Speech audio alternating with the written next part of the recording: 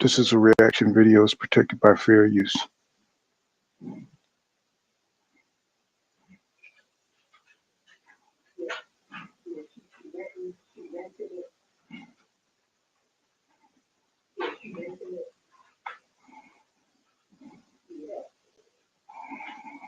Oh, well, everybody know who I want next. I want Terrence Crawford next.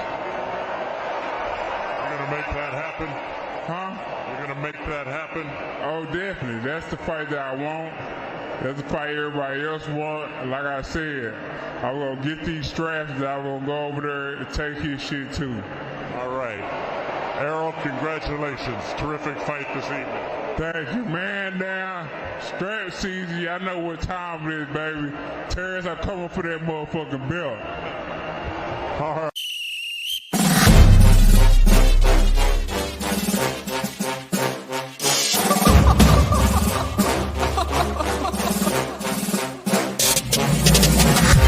I'm not catching fades anymore. Gotta keep my hands clean when they come for the board. Keep it smooth like a dawn, making moves in the dark. Cause I learned how to swim in the pool full of sharks. Now they coaches, cause they can't read all his motions. How the kid never switch codes, but he codes with focus. Staring down your team with a frozen, ice cold look that could end the summer solstice. Cause I'm more like the top dog. Keep on running game and the gang will accost y'all. I be calling plays from a plane while I'm off court. But we ain't the same, you a lame, I'm a mob star.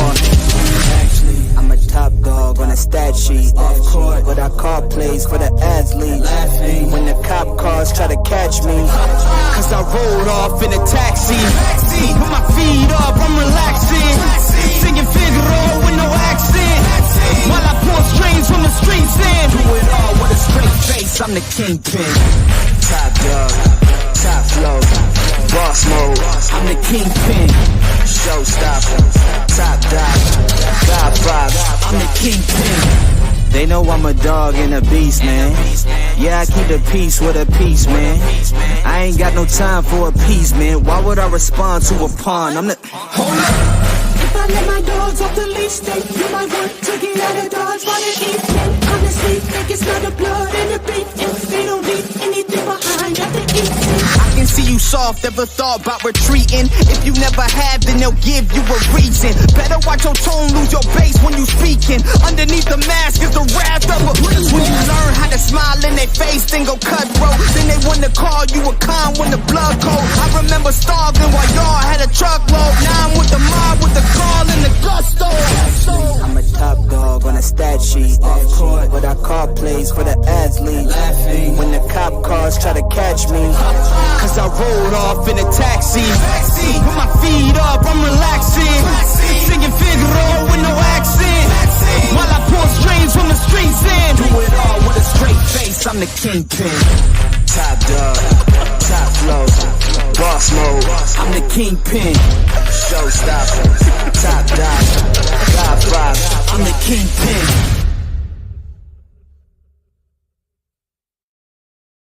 Pound of Boxing coming back at you with another boxing live stream for everybody. We are counting down the days.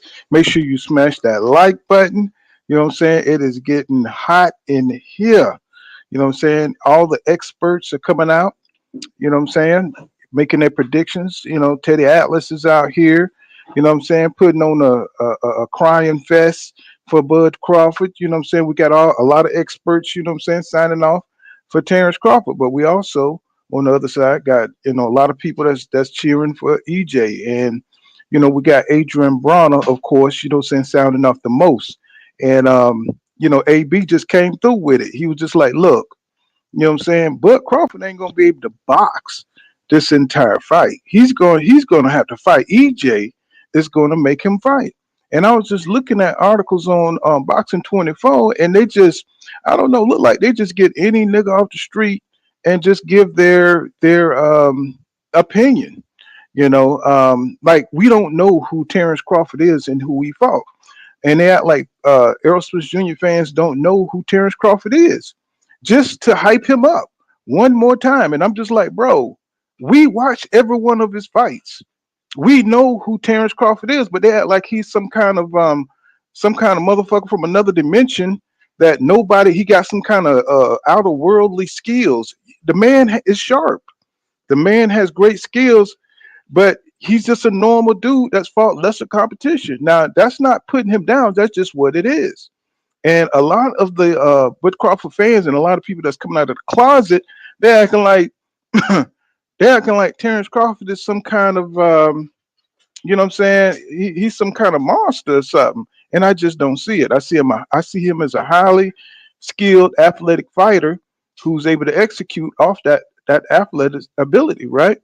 I see Errol Spence Jr. as a technical fighter with special athletic ability to cut off the ring, and he's a bigger guy that can do damage. You know what I'm saying? So he's the a good big man usually beat a good small man, or you know what I'm saying, and that's usually how it goes in boxing. But they always downplay Errol Spence Jr. abilities. Like what I'm saying. Let me read this little tidbit to you that I saw on Boxing 24 News. It says, I totally understand Texas pride and team pride altogether, but I believe you should still respect the opponent or the other team because you never know what can happen. Let me be totally clear by saying Erasmus Jr. is definitely a good and dangerous fighter who has made achievements in the sport of boxing, and definitely a problem for any fighter in the division. Now that's the downplay.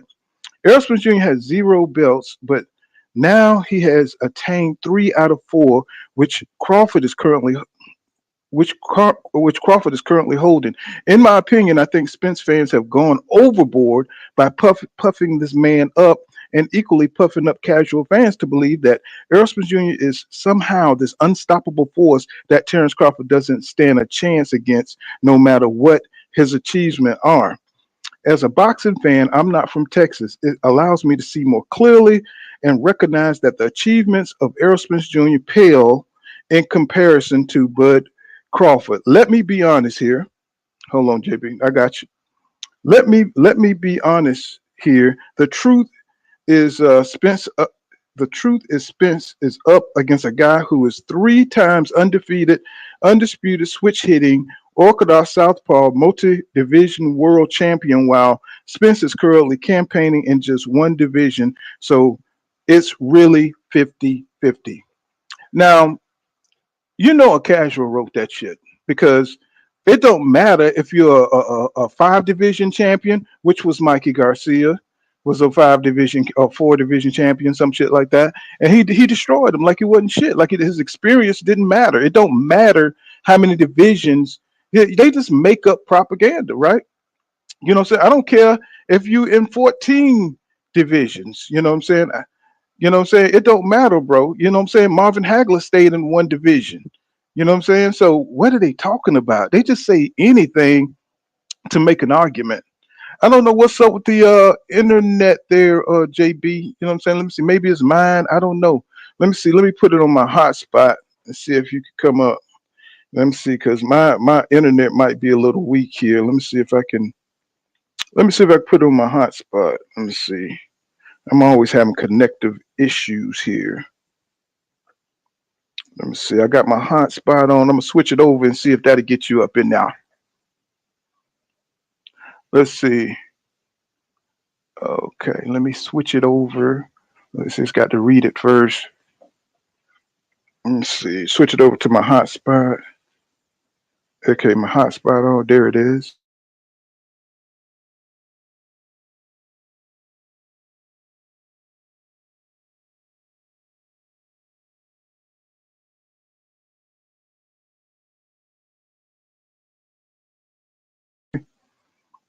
So that's what they're saying out there. They're trying to downplay EJ. You know what I'm saying? Because he said it was going to be a one-sided beating.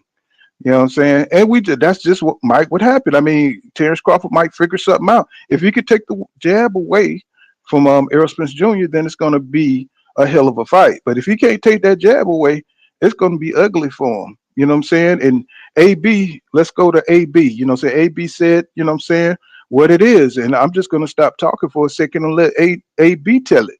You know what I'm saying? Oh, I got to go out. That's right. I can't just click on it. You know, JB, I put it on it's my gonna hot come a spot. time when they fight.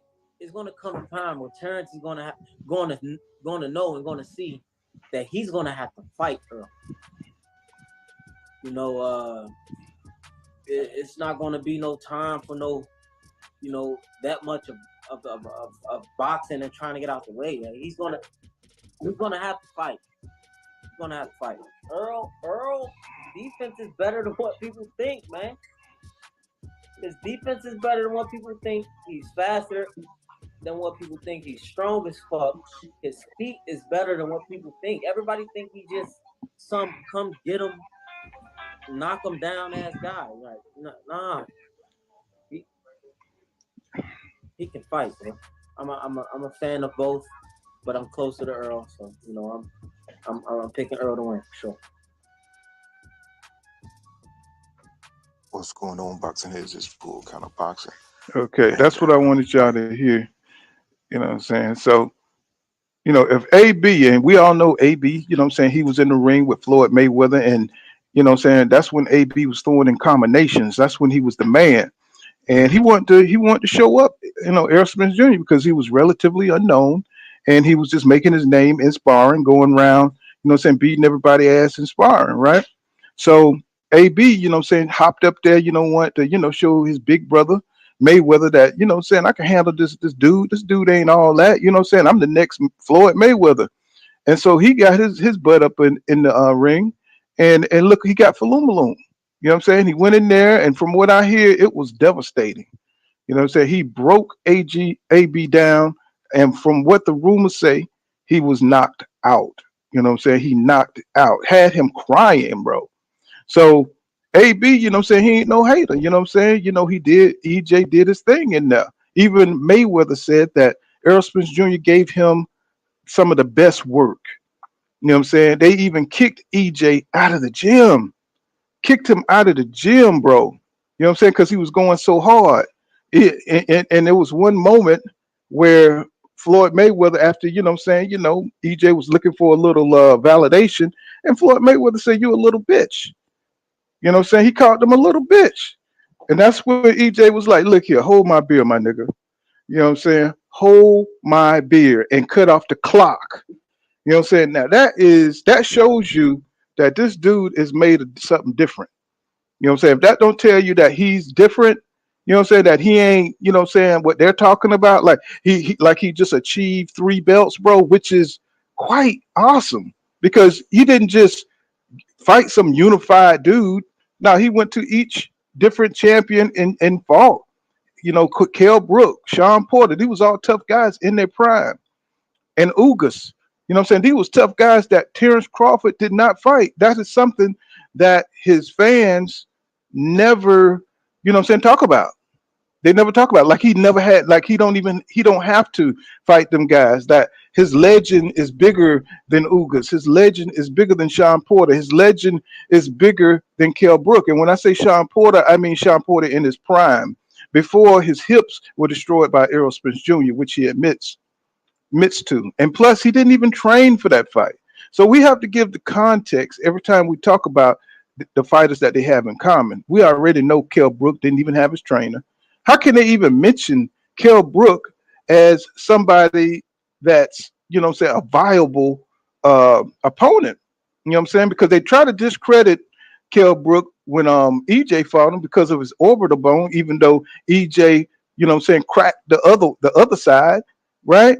They try to discredit him, you know, discredit him for that win, even though he got the IBF championship and Kell Brook had everything to lose in that fight. So he was fighting harder. He didn't want to lose his belt. He didn't have nothing to lose when he fought Crawford.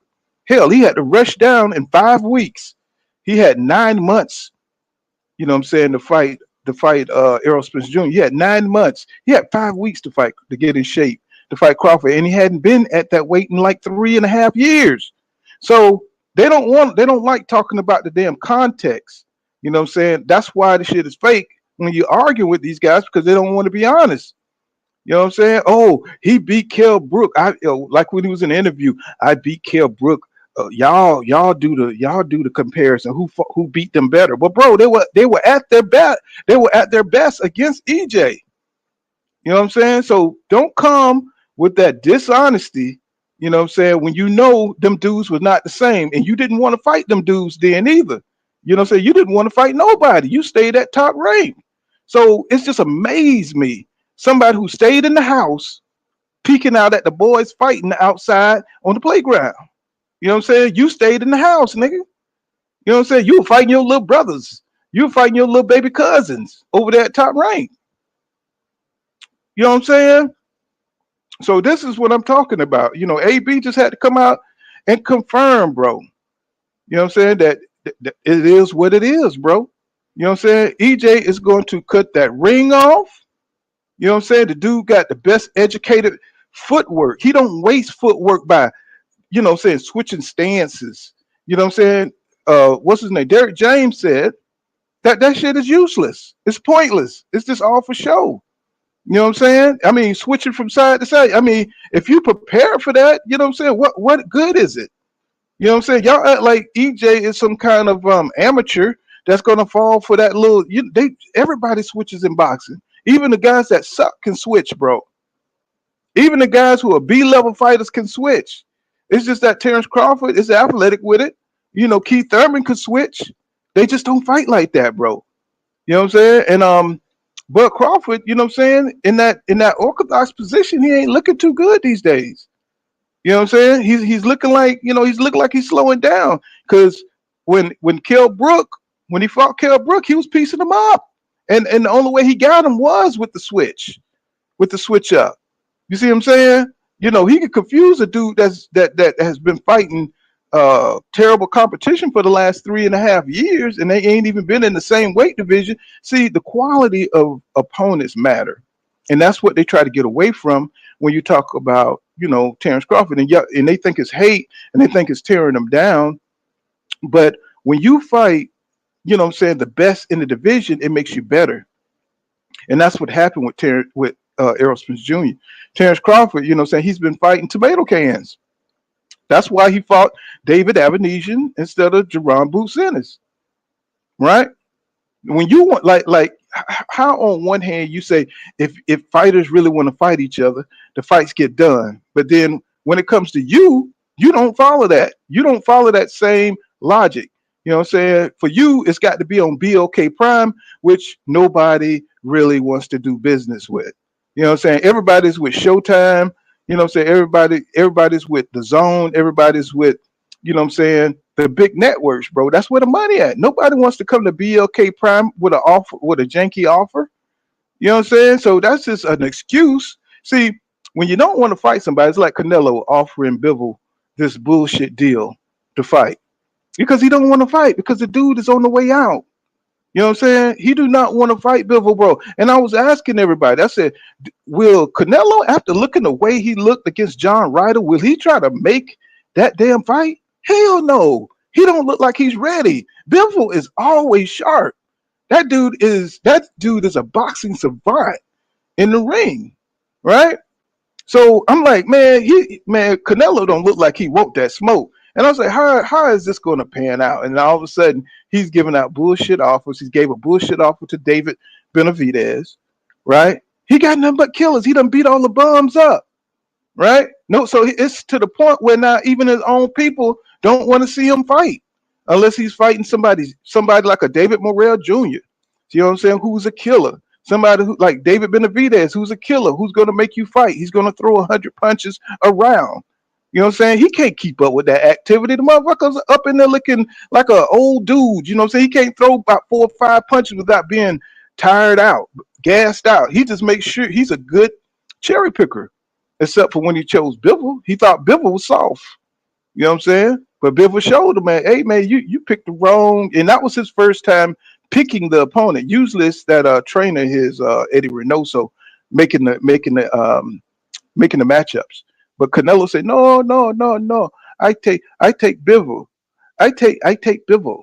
And Bivol came in there and whipped his ass, which made him show that he's not a matchmaker.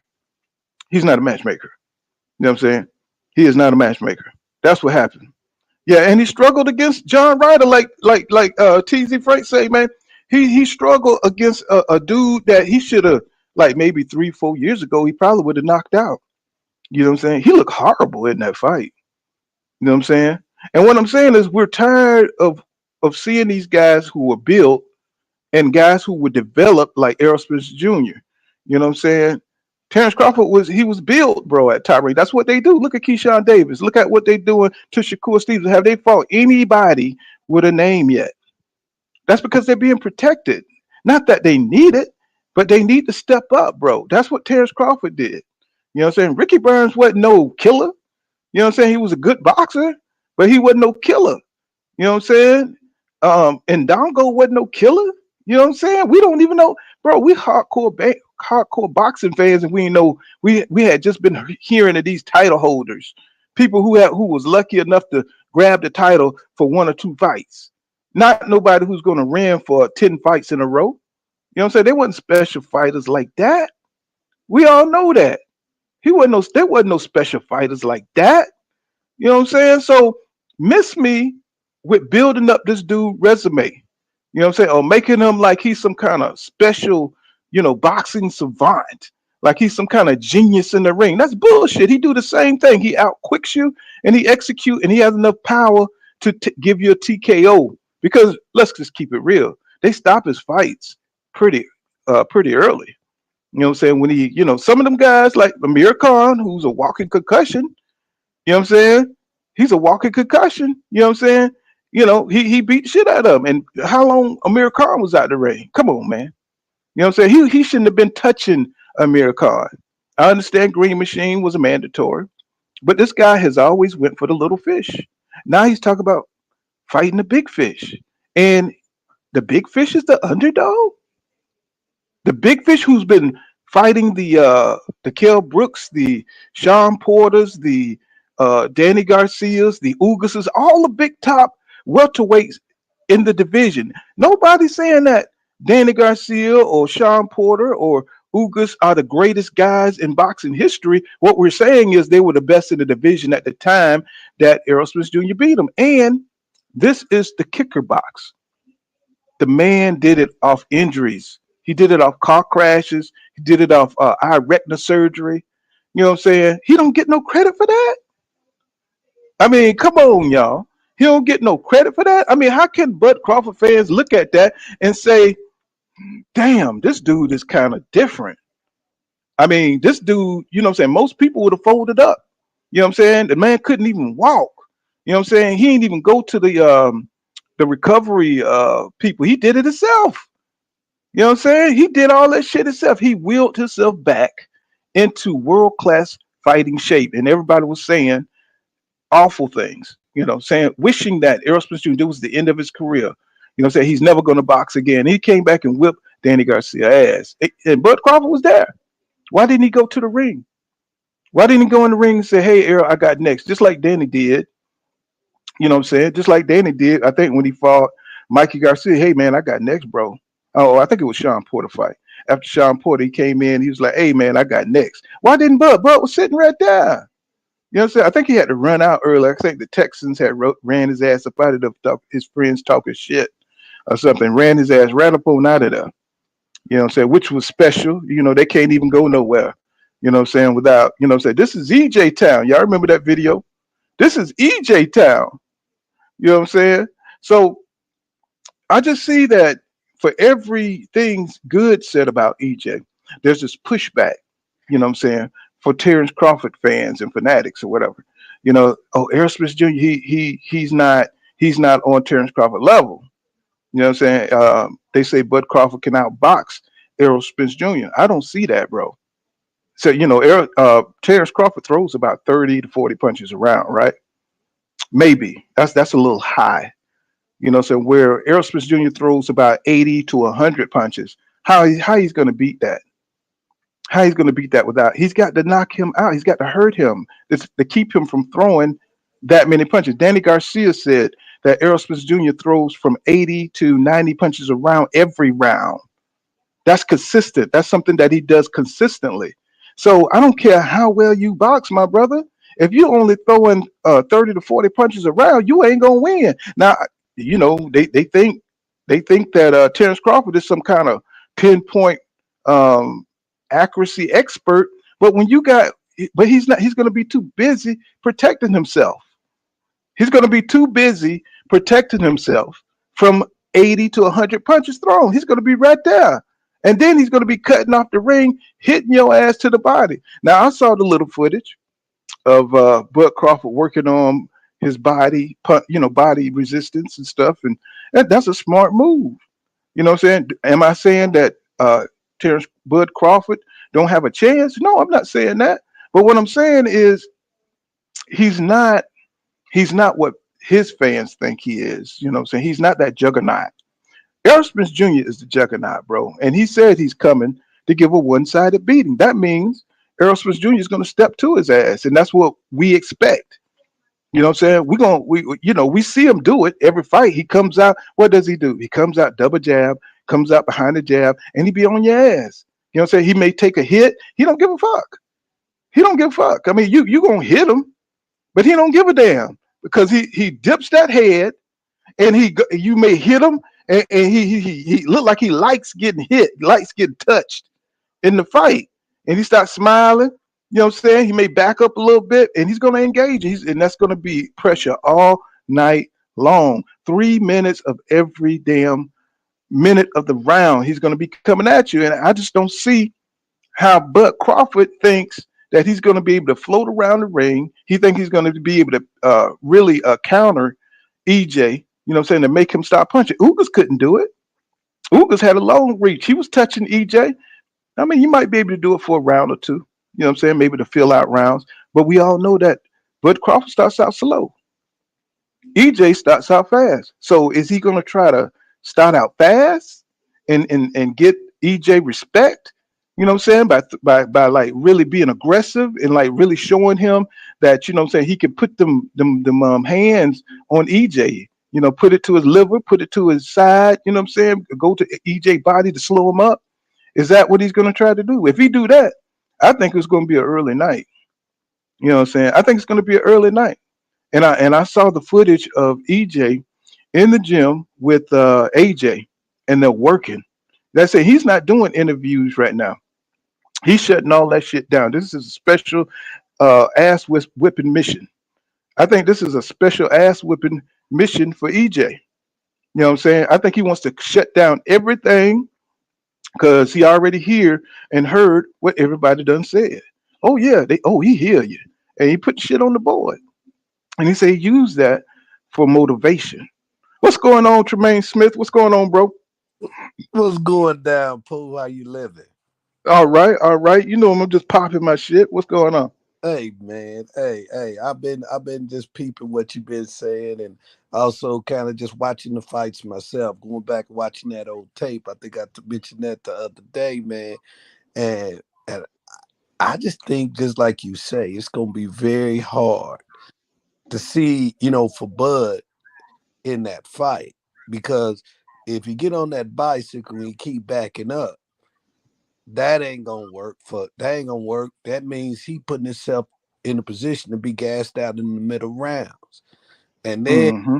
and I again, when I went and looked at, you said Ndongo, I looked at that Ndongo fight. I looked at the Mean Machine fight.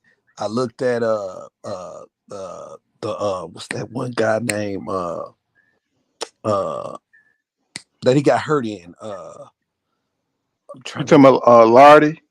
No, the one he got, that Puerto Rican or Hispanic one that hurt him. Uh, I'm forgetting Who that you guy. talking about? EJ? Who you talking about? EJ or you talking about Crawford? Who you talking about? Crawford, You said, oh, okay. You said, you talking about Gamboa? Gamboa, Gamboa? Gamboa, Mm-hmm. and I kind of looked at those. Now, one of the things that I also looked at by looking at those guys, none of them was a southpaw.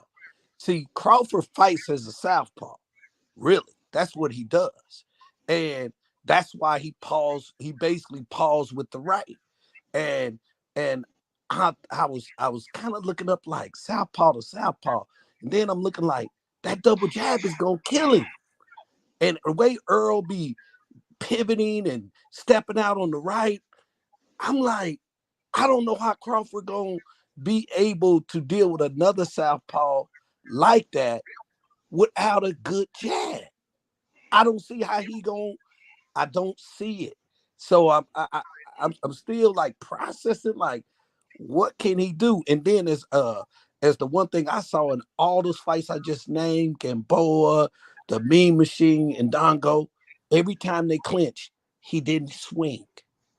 Whereas when Earl get you, Earl's gonna give you some 2 or 3 or 4 punches, or try to give you at least 3 or 4 punches every time y'all clinch. So I'm trying to see. The only thing he can do is try to his best to keep the distance, and I guess maybe a right hook. I don't know. I can't see how he gonna win. I don't. I'm trying though. And then I want to throw that at you. And then I wanted to say, we got to remember that Bob Arum got a lot of power and push. So when his fighters come up underneath him, they build them up, and he got relationships with the media. So that's why Terrence Crawford got all this build up. And then as we know, when it comes time for why they got EJ as the underdog, is because the hype is on Terrence Crawford, and that was done years ago. So that's kind of what I'm seeing in it. Hmm. Yeah, he just it's just that people think that Terrence Crawford has some kind of supernatural ability, and I don't. I think he's a well conditioned athlete. You know what I'm saying? And I think he got quick hands. I think he has pinpoint accuracy. So his best bet. I mean, he can't go backwards on EJ all night, bro. He's gonna have to fight at some point, like AB was saying. Y'all see the way EJ like really how he mirrors you to cut off the ring.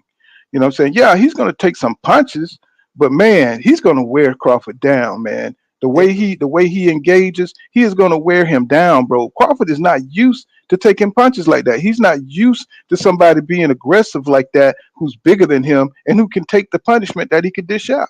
What's going on, film study? What's going on, KP? What's going on, fellas? And Pooh, I want to throw this Yeah, in man. here.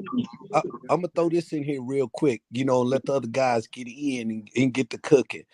You know what this made me think of? This made me think Mm. of Roy when Roy had got to that second fight.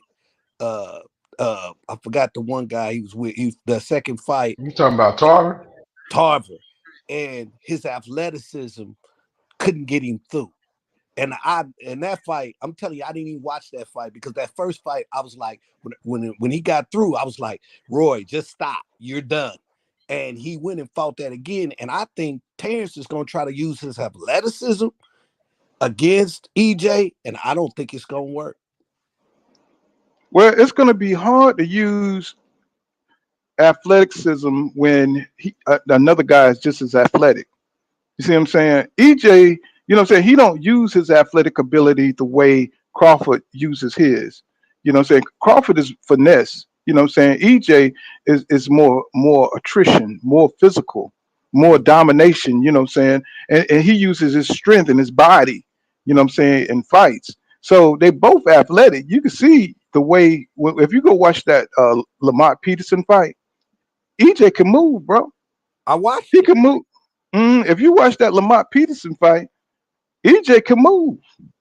You know what I'm saying? When he want to.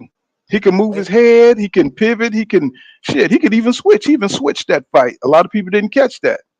What's going on, PGH Big Dog in the building? What's going on? I ain't even holler out my damn people. What's going on? So damn anxious to get on. Mike Rhythm, what's going on? John Bryant, what's going on? What's happening, Bowley Bowley? What's going on? Brandon House, KP, what's happening? W Nibbles, Robin and Emily Jones. What's going on, JV? What's happening? 52 Block Network. Y'all make sure y'all subscribe to 52 Block Network. You know what I'm saying? What's going on, Kel Slime? What's going on, Armstrong Fanatic? What's happening, bro? So I just wanted to holler out J Wash 4. What's happening? I forgot to damn holler out my people. Go ahead. I'm sorry. I ain't mean to interrupt you. What you were saying? Oh, John Yo, I'm Allison. in. What's Can you happening? hear me? Yeah, I can hear you. Yo, man. This is a very intriguing fight. I see it closer than a lot of people do, and I'm a Spence guy. Hmm. Um, I'm gonna say this, and people got to stop doing this. Nobody should minimize Terrence Crawford or Earl Spence because I believe that they're each other's toughest fight. I think people are What missing that. what you mean by minimize though? So we can't What I talk about mean, the no, no, strength no, and no. weaknesses. That's not what I'm saying, dog. What I'm Mm, saying is mm, like based on everything that Bud has accomplished and based on everything that Spence has accomplished, no fighter around their weight divisions have accomplished what they have. So they are each other's toughest fight. It's it's very akin to watching Mosley versus De La Hoya, Trinidad mm. De La Hoya, shit like that. This don't Yeah. come around that often. That's how rare this is. So a lot of the times, by minimizing their opponents and who they fought and who they Mm. beat, it takes away from who they are and what they actually will be on the night of the fight. Well, let me ask you a Because question. Well, let me ask you a question. Do you think Sean Porter was the same Sean Porter that fought Errol Spence Jr. that no fought way. Terrence Crawford? Do Neither you was think Kell Brook. right? I'm just saying that's what I point out, and that's what people be No. because they put I, they try to put that like it's over EJ, and I'm saying Terrence Crawford is highly skilled, a special fighter, but if you look at his resume, it ain't that. You know what I'm saying? I'm not saying he's a less of a fighter, but what I'm saying is he hasn't fought. He could have fought Danny Garcia. He could have fought Keith Thurman. He could have fought all those guys, but he didn't. You know what I'm saying? And that says a lot to me about Terrence Crawford because to be pound for pound number one, that means you the number one dude. You know what I'm saying? Overall in boxing because of your skills, because you know what I'm saying of your fighting spirit, all of that. You know what I'm saying? I don't see that when I speak of Bud. I think he's a special fighter. I think he's good, but he didn't go for the top dudes in the division. That is my major problem with him is because he didn't go for those fights. And to me, if you're going to be number one, if you're hey, going to be like full. a sweet pea, hold on, let me finish. If you're going to be I'm like a muting up. sweet pea, if you're going to be a sweet pea, if you're going to be a Oscar De La Hoya, you got to fight those fights. You got to go for those fights. You know what I'm saying? And he didn't go for them fights, and that's my only problem. It ain't got nothing to do with what I'm saying the man himself. It's just that he didn't go for the top guys in the division, and he's talking shit. Don't talk shit if you didn't fight none of the best guys in the division. And that goes for any fighter. I don't give a fuck if it's Muhammad Ali. I don't care if it's Roy Jones Jr., who fought two Hall of Famers. But if you didn't fight none of those dudes, bro, you can't be that dude that's talking shit. You know what I'm saying? You can't say I'm great if you didn't fight the top guys. And then they want to tear down Danny Garcia, they want to tear down Sean Porter, they want to tear down Kell Brook, but they were in their prime and they were champions when they fought EJ, so they had something to lose. When you fight, it matters when you fight a fighter in their career. And we act like we don't know that. Everybody here knows that. You know what I'm saying? You can't fight somebody on the way out.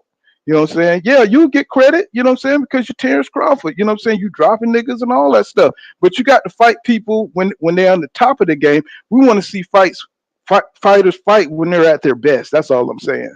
So it ain't about tearing down Terrence Crawford. It's just about looking at the strategic way he's moved through the division, and I don't like that. You know what I'm saying? I wanted him to go fight all them dudes I mentioned, and then he could talk shit. Then he could say, man, hey, look how I beat Keith Thurman in his prime. So what you talk about? I beat Manny Pacquiao. So what you talking about? You know what I'm saying? That's what I'm saying. No, you're right. Hmm. You're right about that. I'm not saying that you were saying anything like that. You Hmm. understand what I'm saying? I'm just saying that a lot of this stuff that's going on now is where a lot of people will start to tear down one guy versus the other guy. I don't want them to tear down the guy because historically, if you look at it, they're going to be each other's best win, whoever wins this fight. If you really look That's at it, true. That's true. and if you step back and you step away from it, there's no 135 guy that's more accomplished than Terrence Crawford was since who could you go back to at 35? Since Floyd, maybe? I was about to say, and shit, the drunken master gave Floyd all he could handle. But back Right, right. then, they had different caliber of journeymen. They could They did. they had guys that you never heard of that could give you a go. You know what I'm Yeah, saying? give you a good go. It ain't the same Right. no more. You're right. It ain't the Um, same. The pickings is slim right now. I mean, look at Riverside Rocky before he got broke down. Look what he did to Keith Thurman. You see what I'm yeah, saying? yeah. Hmm. These guys just didn't get a chance. And before you put them into that category, they got to get the opportunities. You know what I'm saying? And that's why I always mention how Terrence Crawford moved at top rank. You know what I'm saying? He didn't get into Yeah, the I think mix. that was intentional. I think that was intentional too, Right. bro. Me I too. And think that was I think that but was I Tim do Bradley think guiding that. You know what I'm I saying? do think he would have beat. I think he would have beat the majority of those guys, but we'll never know. You see what I'm Do you saying? think He Tim Bradley cheated. guided him to do that? I think Tim Bradley did that because Tim Bradley did the same thing. Right. You know what I'm saying? And when Tim Bradley, you know what I'm saying, when it was time for him to fight EJ, he was like, I'm not fighting that dude. Just like a lot of dudes that look at Boots. They see he's got that energy, he's got that hunger. People don't want to face that. I bet you EJ will fight him. Hmm. I bet you I see I because was. you look at how they move. You look at how a fighter Oh moves. yeah, yeah. And EJ says, shit, I'll fight him. I'm like that, like that. You know what I'm saying? But I don't think Terrence Crawford will fight him. You know what I'm saying? Because he ain't like that, bro. And that's what I'm trying to get through to people. It ain't hate. You just look at how a fighter move. If you moving strategically, like Canelo. You know Canelo ain't fit to fight no damn David Morrell Jr. Benavidez or Yeah, or Benavidez. Benavidez. Right. And it ain't about him being scared. It's just that he knows that he has to reach a certain level to even compete with those guys. You know what I'm saying? And I think that was the thing with Terrence Crawford. He was beating up dudes easy at top rank, making 4 million a fight. So he was like, "Shit, I'm not going to go over there and fight a Keith Thurman and possibly lose, or fight a Danny Garcia and possibly lose." You know what I'm saying? Because those guys are better than this stable at top rank. And I just want people to acknowledge that and stop bullshitting like this dude didn't sign with the PBC. He's signing with the PBC now, and which he should have did back in 2018, and we wouldn't be having this discussion. They probably would have fought 2 or 3 times by now. And I just want to add in there, you just said, Pool, he signed with the PBC. I'm gonna talk about the PBC, and I'm gonna talk about the level of competition over at PBC. When he Hmm. The big issue with Bud for me as a fan is his honesty, or and his integrity when it comes to speaking about, like, my other guy just said, you know what? I know they didn't fight the level same competition, because we knew what Bud they had to top rank had to offer Bud, but Bud got right on TV and said, "Hey, none of those guys was nothing." And you going, Hmm. what? And so Yeah. that Yeah, I that understand. that that Mhm. that throw to people who, to me, I feel I'm a boxing fan, and it throws me off, because now what you have done is, like, I think what you were talking about, you didn't minimize those fighters. So, Yeah, Hmm. and then the other part of that gets me as a fan, I don't know how great Bud is because Hmm. of the level of competition. So for me, that's why I was sharing with Poole earlier. I want to make sure you took me right, that I'm trying to figure out, because I can only imagine, right? But I know Earl. I saw Earl. I just ain't seen Bud tested, because with Bud, I started, and I've been meaning to tell you this, Pooh. I started watching Bud probably 2017, 2016, and I kept watching his fights, and I saw the level of competition, and I just said, this dude gonna beat all them. I knew he was gonna win at the get go. So why am I watching this fight? Especially it's down in Omaha. I'm like, dude, I ain't watching this dude fight. So I stopped watching it. And then I started seeing the other people didn't watch it. And he had an opportunity for me as a fan to become his fan. But it's what he was doing, how he was moving, as Pooh said. He was moving in certain kind of ways that, as a fan, didn't draw me. Then I seen Earl Spence, and I seen the competition. And I said, okay, they possibly can beat him. So I would have watched the fight, from round 1 to 12. And I think this ultimately, that's what I'm looking to see. As you said, do I think it's a 50-50 fight? Yes. What I was conveying is, I don't know how Bud's going to win. That's kind of what I was saying. I hope that hey, made sense. bro, I understand what you're saying. This is great talk too. The thing that I'm mostly concerned about, because I'm a Spence fan, is this. Seen this before, and this is what I'm saying in other fights. When you have two great fighters, usually, I think this is a 7-5 fight, but this fight can change on the dime with this. The thing that concerns me the most is that I've never seen nobody take away Earl's jab, and if his jab is taken away, what does he do? That's my question. Because a lot of the times in fights like this, if you get the major weapon removed from the fighter, you make him do something else. That's what Floyd did all the time. I'm not Mm-hmm. saying Terrence Bud Crawford is Floyd. I don't think he's Floyd. But what I'm saying is if you take that jab away, this is a whole different fight. Yeah, I mean, I agree. It's a different fight, but see, we going on the assumption that EJ don't know that can't do anything different, but what he's shown you, and you can't really quantify that, right? Because he hasn't shown. I mean, he's just been going in there. Either he'll press you out, or he'll box you a little bit, then press your ass out, right? Or he'll just outpoint you. So he got different ways he could do it, but we don't know if he has. Like when he came up, when he bust out with Ugas with that uppercut. I mean, say it's a situational thing. What he got to do to win? You know what I'm saying? To bring out some tool that we haven't seen. You know what I'm saying? We just saw Devin Haney go to the body. You know what I'm saying? Like he a body snatcher or some shit against Lomachenko. You know what I'm saying? EJ, we don't know what adjustments he can make, you know what I'm saying, against Terrence Crawford, because he never had to make no adjustments. So if he goes out there and see what Crawford presents, he's moving around the ring, you know what I'm saying? He got to try to cut him off. He's got to try to get up in there and see how Terrence Crawford is going to attack him. You know what I'm saying? When he's going to attack him, and he's got to make adjustments from there.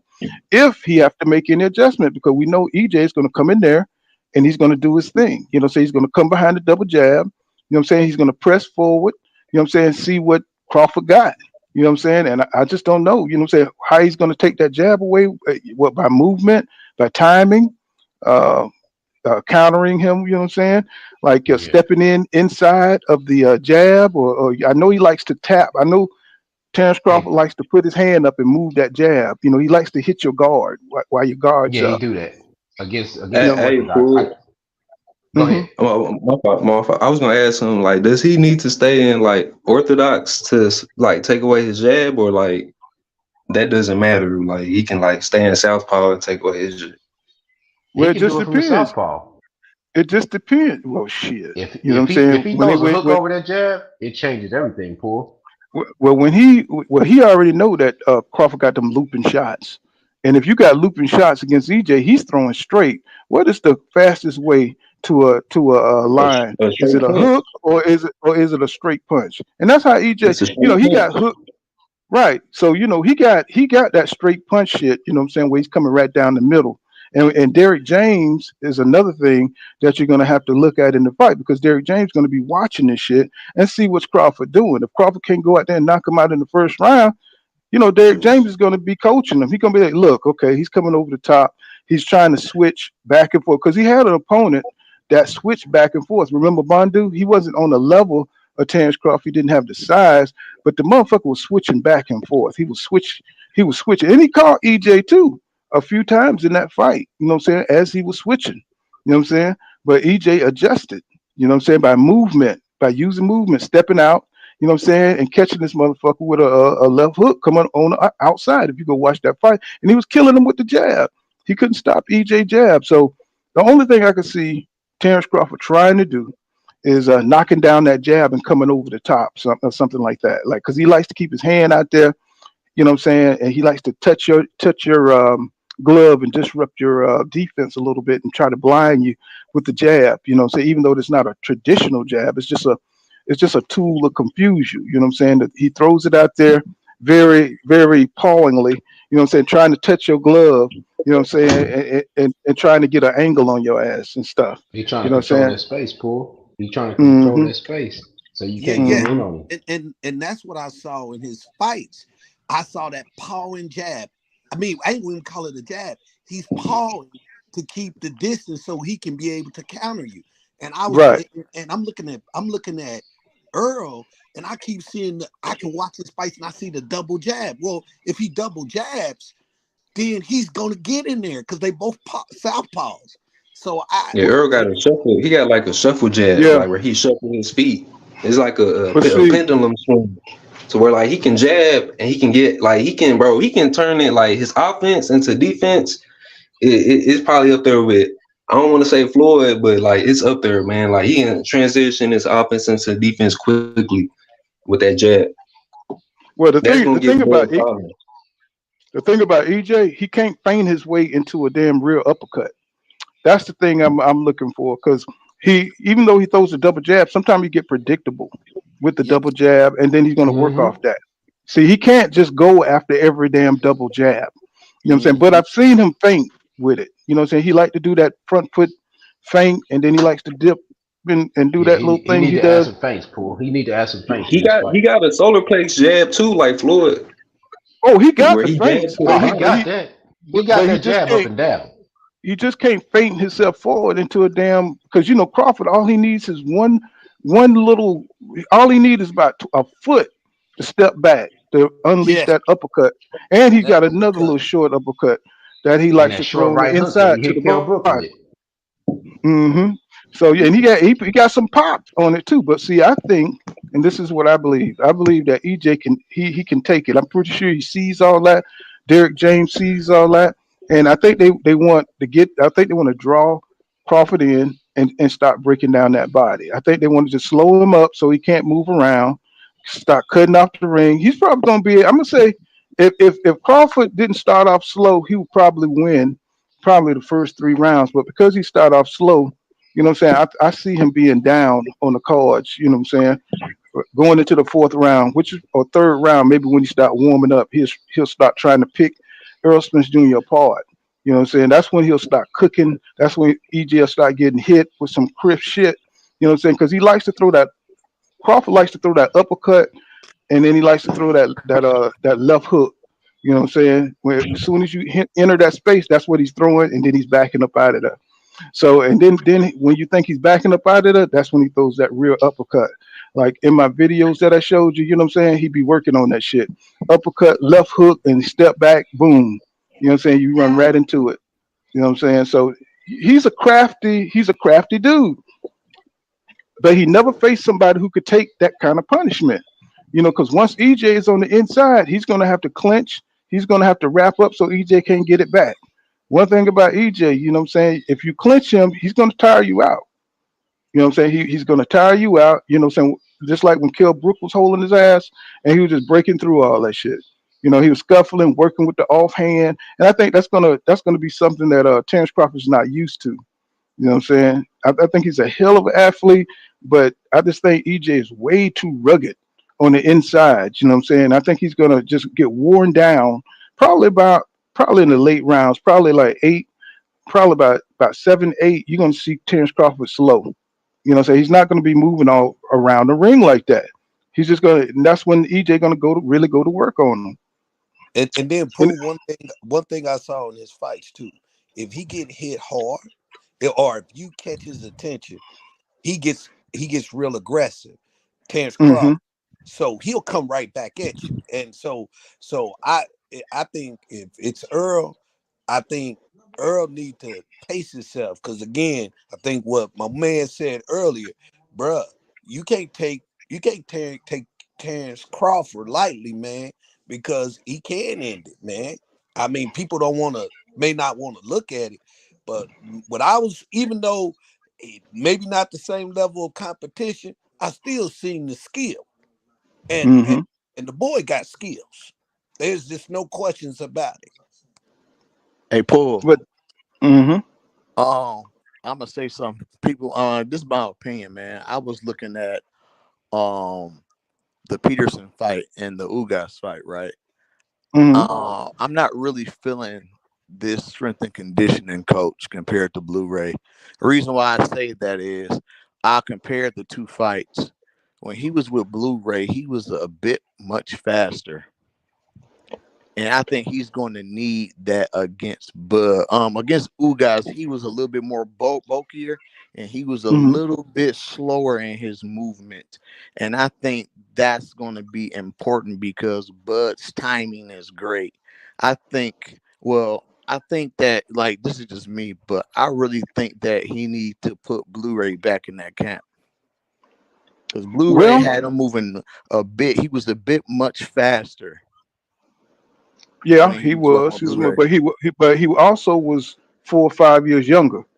You know Yeah, what I'm that's saying? true. Terrence Crawford is 36. So everybody's expecting Terrence Crawford that they saw against. Did y'all see Bud Crawford against David Avenesian? Yeah, he was getting tagged, man. I mean, did y'all see that he's 36 now?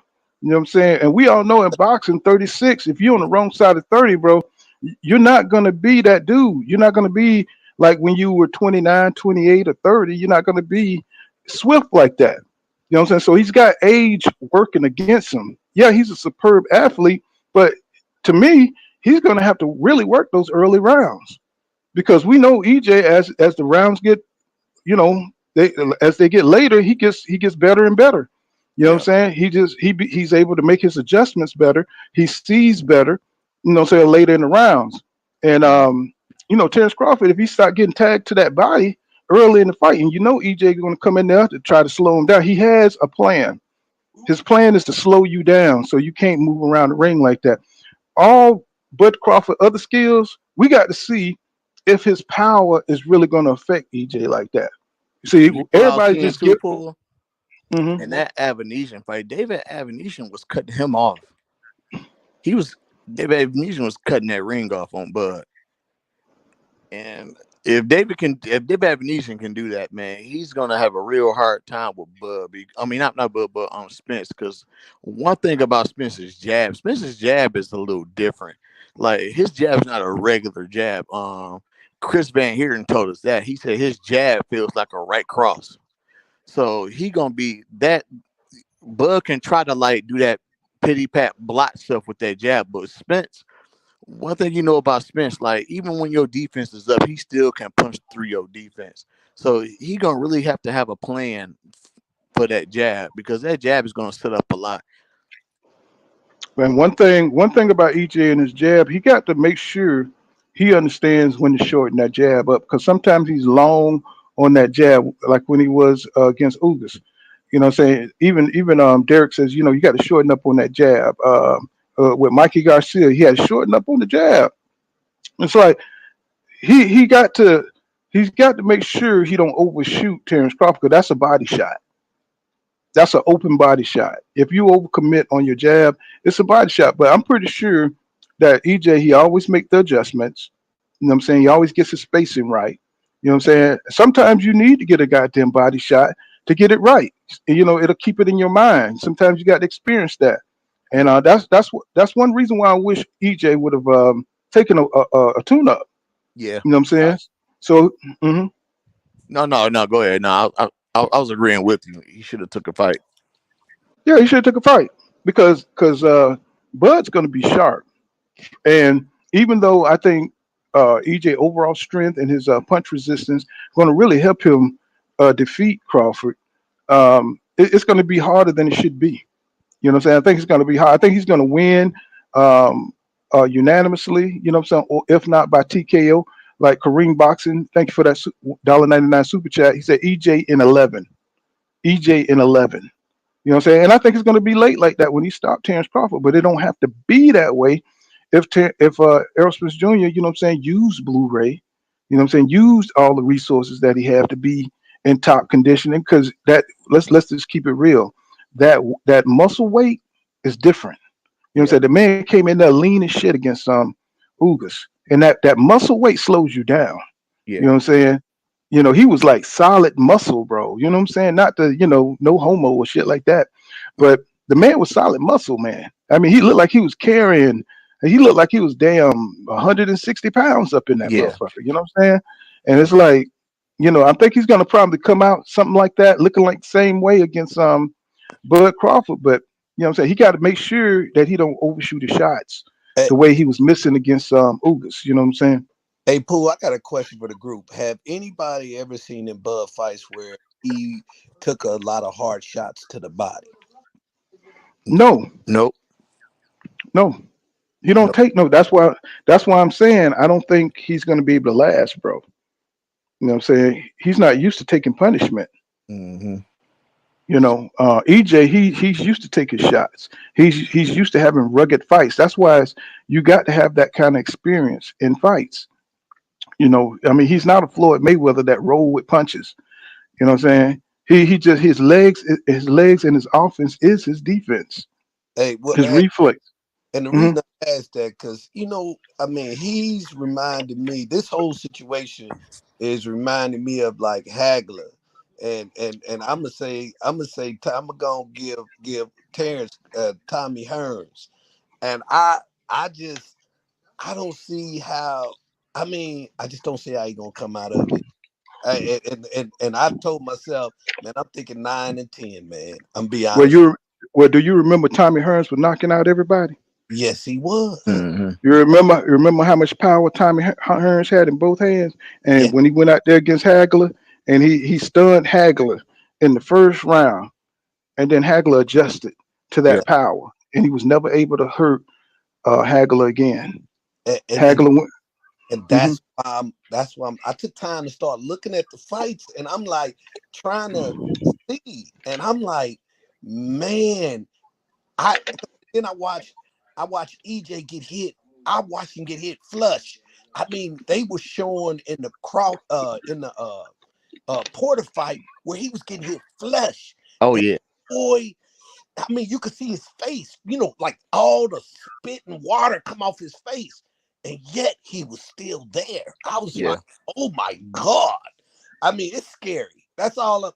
I mean, I can't tell you. I'm predicting EJ by in 10 because I couldn't prove to myself that Terrence should win. But I'm just because it's like when Hagler fought Sugar Ray, even that first time when he fought Sugar Ray, I mean, the time he did fight Sugar Ray. Oh man, I was so scared for Sugar Ray. I was terrified of Sugar Ray. I'm telling you, I'm a Sugar Ray fan all day. Yeah, me too. Me too. And Don't I do was yeah. I feel you. terrified until I started seeing, that old Sugar Ray. And I said, oh, he can do it. He can do it. We can get to the 12. And I saw it, but Terrence ain't never proved to me he got that sugar heart. I ain't seen Well, that. what? I'm But hoping. but see what Sugar Ray did, he did that little 30-second flurry at the end of rounds. You know what I'm saying? He came in there with a strategy, a game plan where it was more finesse. You know what I'm saying? Where Hagler was killing his body by the end of that fight. He was like tagging Ray, and Ray, so 30 seconds, blue, blue, blue, blue, blue, blue, blue, blue, blue, blue, and they give him that But round. but Hmm. Mhm. but let me tell you what was deep about that fight though. And I don't want to get off but what was deep about Sugar Ray, he took those punches. He took Hagler's punches. Yeah, And yeah, he did. that's what you're asking. Is Terrence Crawford gonna be able to take that same power? And And Is that's he is he gonna be able to rope a dope? Is he yep. gonna be able to rope a dope like see Sugar Ray took a page out of Muhammad Ali because he couldn't move no more. By the end of that fight, he couldn't move like that no more. Yep. he You know what I'm saying? He said it. He said it himself. He said, "Man, I felt like I was gonna die in that ring." And he said, "But Sugar Ray Leonard was one of them rare dudes that could just pull something out of nothing. Even when he was jacked up, man. You know what I'm saying? Hagler was killing him, and Hagler knew it. You know I what I'm don't saying? But he did. Hmm. I don't watch Pool. I don't watch that fight like 20 times. And to see what Sugar Ray did, I'm and I know Hagler was mad that he lost, but I watched it. You could have gave, you could have gave it to Sugar Ray. And so that's why I'm trying to figure out, like with Crawford, like, can you do that? And Sugar Ray had to go flat footed. Sugar Mhm. Ray made him respect his power. And he Well, go ahead. back then they didn't really count body punches like that. You know what I'm saying? Not like headshots and you know what I'm saying. Plus, Sugar Ray was the golden boy of boxing back then. You know what I'm Mhm. saying? Marvin was the Dark Avenger. You know what I'm saying? He didn't have that star power. You know what But I'm what saying? did Mhm. you start to show off with, Pooh? EJ is the underdog. This is what I'm telling you. That's what I'm telling Mhm. you. That's what brought that to my attention. EJ is the underdog. Terrence Crawford is the pound for pound, right? Yep. He's the guy that Right. at Las Vegas. That's what I'm telling you. That's what they selling us. They selling us the same thing. And Mhm. we happen to be Mhm. Marvin Hagler fans, but I was a Sugar Ray fan. So that's why I said I could see it, but I can't see. I had to let Terrence Crawford prove to me. Sugar Ray, I just believed in because of everything he done shown me with the level of competition. I just ain't got to see that in Terrence Crawford. Yeah. So See, the problem is how long is Crawford athletic ability gonna hold up in the Mm. fight? When you taking a beating, you know what I'm saying? Like, I know from going to the basketball court when I was younger, dunking and all that, and you know what I'm saying, you into your third quarter, your third game or whatever, you're not the same, bro. You know what I'm saying? You're not jumping as high as you was, you're not moving as fast as you was, you're still quick. You know what I'm saying? But after you take a couple of elbows and you move a couple of big niggas out the way, you know what I'm saying, you kind of woe down. You know what I'm saying? And EJ, he's gonna put that kind of pressure and aggression on Bud Crawford every second of the round. He's gonna have to do something. He's gonna have to outmaneuver. He's gonna have to out slick. He's gonna have to Mhm. be on top of his A game every second because EJ coming, man. He never fought nobody except for that Diaz guy. That Diaz guy was trying to do that, but he was too little. That Olympian guy, Diaz, Diaz, you know what I'm saying, that fought Mhm. Crawford, and he cracked the shit out of Crawford. That was the one point in the fight he cracked the shit, but he couldn't take advantage of it because Crawford was bigger than him. Yeah. You know You know what I'm what? saying? Hmm. Crawford's going to have to, and I think Bomac needs to they need to chop it up and really discuss, like, all right, because they so used to Bud throwing certain shots and hurting people. When you throw them shots and it don't hurt Spence, what is next? What are you going to That's do? That's what I'm saying, bro. See, a lot of people they just give Terrence Crawford that his power is going to be able to do something to EJ. It don't always work out like that, bro. Yeah. Especially when you haven't fought nobody on this level. And I think that's the main thing that is really hurting Terrence Crawford is that he haven't fought nobody on this level. And people like, Spence never fought nobody on Terrence Crawford level. Yes, he has fought top competition, though. Yeah. That's what we're trying to tell you. He's fought closer competition. You know what I'm saying? People who gave him some pushback, people who gave him a problem in the ring. Terrence Crawford, nobody gave him no problems in the ring. Nobody gave him no adversity to deal with. He Yep. was always more athletic. He was always faster. He could pick his spot. He could just float on the outside and fight when he get ready. The Yeah, only Paul. person I seen, That's what hmm people missing. That's what people missing, Paul. You want to see your favorite fighter take a shot on the chin. You want to see your favorite fighter in a grudge match because you want to see if they really got what it takes, if they got that grip. A lot of people like, Bud ain't never been through that. That's kind of a gift and a curse too, man, because you really don't know. It's always that what if, because you really don't know. Like you don't know. We really don't know if Bud has grit or not. We really don't know because he's never been in a fight where he really had to display it. But now you going against a guy on this level, and you really got to show it now. and that's why I say he got 39 fights and this is his first step up fight. That's why I say that. And Pool, I want to. And then the other thing that came to me, I want to know how big that ring is. Is in that negotiation that Bud tried to deal with that ring size? Because that's another thing that Sugar Ray got. Sugar Ray was able to get that ring size, so he could be able to dance around and bounce off those rings. I mean, off the rope. So all that gonna matter. 'Cause if that ring ain't Well, the problem is you talk about 36 versus 33. You know what I'm saying? It could be a big ring. You know what I'm saying? But one thing a young man know about an old man is that he can catch up with him. That's one thing. I mean, hey, when I go to the court, I know that I ain't gonna outrun nobody on that court. You know what I'm saying? I know one thing about a young man know is that an old man is gonna run out of gas. You know what I'm saying? And EJ, he's one of those guys who really presses you. You know what I'm saying? He fights. You know what I'm saying? To wear your ass out, bro. You know what I'm saying? He don't really care about what you doing. You know what I'm saying? He gonna come in there, and that's why he said, "I'm gonna step to Crawford. I'm gonna step to him." And I was feeling that. I said, "Man, EJ, he's really on a mission." Now, can that work against him? Yeah. I'm gonna say if Crawford power is really, you know what I'm saying, on that level, like if he's really Thanos like that, you know what I'm saying, with the power, you know what I'm saying? Yeah, you know what I'm saying, he may be able to slow EJ down, but he's gonna have to be Thanos up in there. He's gonna have to be Thanos, bro. You know what I'm saying? He's gonna have to be he's gonna have to be sharp as hell. You know what I'm saying? Because EJ gonna be cutting off that ring on this side, Crawford gonna be moving, and guess what? That's gonna be burning up energy. hey, and before That's I before I forget, Pooh, it's one we watched that video the other day about his interview, and something else that came up. Somebody else did an interview with Bud, and and it threw me off again about Bud. They asked Bud, "Hey, are you signed with PBC?" This man said, he said 3 or 4 times, no. They asked him all different type of ways. Are you signed to PBC? He said no. But then they asked him a different way. He said, "Yeah, I got 2 fights with him." So that be the. This is why Bruh. it's hard.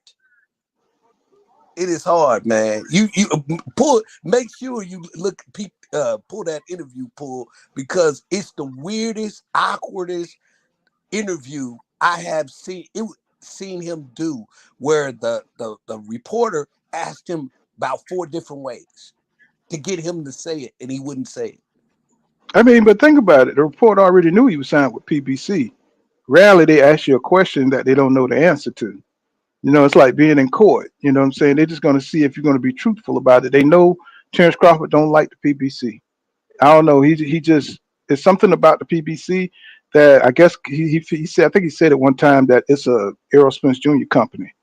You know what I'm saying? That's how ignorant that shit is. I know that shit sounds ignorant as hell, but that's how he sees it. He look at the PBC like that's Errol Spence Jr. shit, and for him to be signed to PBC, he kind of hates it. You know what I'm saying? I don't know why he looks at it from that perspective, but you know what I'm saying? That's just how he thinks. You know what I'm saying? The thing is, uh, Mr. Carell 779 says, the thing is, Bud can't rely on the southpaw stance to confuse EJ. And see, that's the beautiful thing I like about uh, Derek James and the way he trains his fighters. You know what I'm saying? He trains them, he gets them prepared for what's coming. You know what I'm saying? Southpaw, it don't matter. Orthodox, it don't matter. They're not intimidated. You know what I'm saying? He looks at what you do, and he knows that Bud Crawford relies on a lot of athletic ability. You know what I'm saying? And when you technical like EJ, you know what I'm saying, and you got the athletic ability and you got the strength, you know what I'm saying? We got to see how this is going to play out. And I think it's all going to add up to a defeat of Bud Crawford either early. We might get like a Hackler Hearns, type of deal where it's just a few rounds, and you know what I'm saying. Your boy get fucked up in there. You know what I'm saying. You get caught, can't keep up the pace because EJ's going to turn up the pace to see where Bud's at, and that's why Bud is training his ass off right now because he know EJ is going to turn. He's going to come in there at a high pace. This is my prediction. EJ is going to come in there turned up, bro. He's going to see if Bud got something to stop him. You know what I'm saying? And he's going to be going for it. I think he's going to go for it with Bud early. You know what I'm saying? Trying to show him that he's not on his level, trying to show him that he's not the same. And that's what's going to make this fight so damn exciting because EJ ain't playing with him. And I don't think Bud playing with him. I think Bud's really got that Napoleon complex where you know what I'm saying? He just can't stand for a dude to be big. You see how he be trying to wrestle motherfuckers in the gym. He be trying to fold folks up to show how strong he is. And I think he's going to try to do that with EJ. When every now and then they lock up in the middle of the ring and clinch and bump each other. I think that's going to set Crawford off, and I think that's going to set the fight off early. You know what I'm saying? Who's trying to push the other one back? And I don't think Crawford don't want to go back against Spence. I think he really wants to prove that he's stronger, he's better overall. And I just think it's going to be fucking dynamite, bro. I think this is going to be dynamite. You know what I'm saying? Floss Sports TV says doing that gonna bite him in the ass. Oh, he's talking to Roy. What's going on, Andre Smith? He says, Bud, last fight, that guy was stepping the Bud. I know. And Nebraskan assassin in the building. He says he meant promotional deal. He says, was Canelo signed to the PBC? Bud ain't on the active roster of fighters. Ain't no big deal. And what's going on, Candy Slim? What's up, one of my few Bud supporters? He says, Candy Slim 501 says, was Canelo signed to PBC? He said, you have a multi-fight deal with the company as a free agent. And Clean Cut in the building. He says Bud was back in the same corner he was prior to BOK bawling him out. He says he had two choices: Golden Boy or PBC. Laugh out loud. Glad he wasn't dumb enough to sign with De La Hoya. If he thinks Top Rank was bad, Golden Boy worse. Exactly. Yeah. And that's another thing that's kind of crazy with Oscar De La Hoya and your boy Ryan Garcia going at it. And I knew before all this that Oscar De La Hoya really don't like Ryan Garcia attitude. You know what I'm saying? He just wanted to get this fight over with. You know what I'm saying? So either to dump him or because they really have a bad relationship. Um, it's just that when you're dealing with Oscar De La Hoya, he's really bitter against the PBC because of Al Heyman taking all the fighters and shit.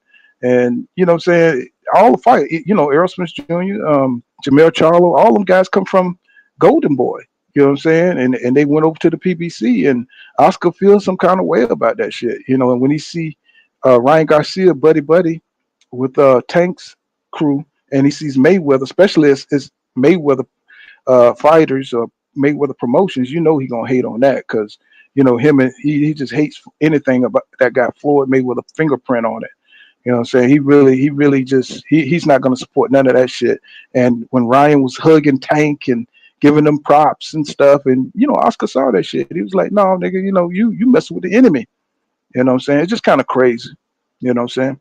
But let's get back to this, what I'm saying? But Bud Crawford, he's telling people that, what I'm saying, he's gonna be ready. He said he's the best, what I'm saying, and he's gonna take it to EJ. And EJ says it's gonna be a one-sided beating. What you guys think is gonna be one-sided beating, or it's gonna be like a unanimous decision, split decision, majority decision? What you guys think? Man, I think that it really is it's really gonna go down to one thing. I mean, if Bud ain't got enough power to at least hold back EJ or for EJ to respect, all that other stuff ain't gonna matter.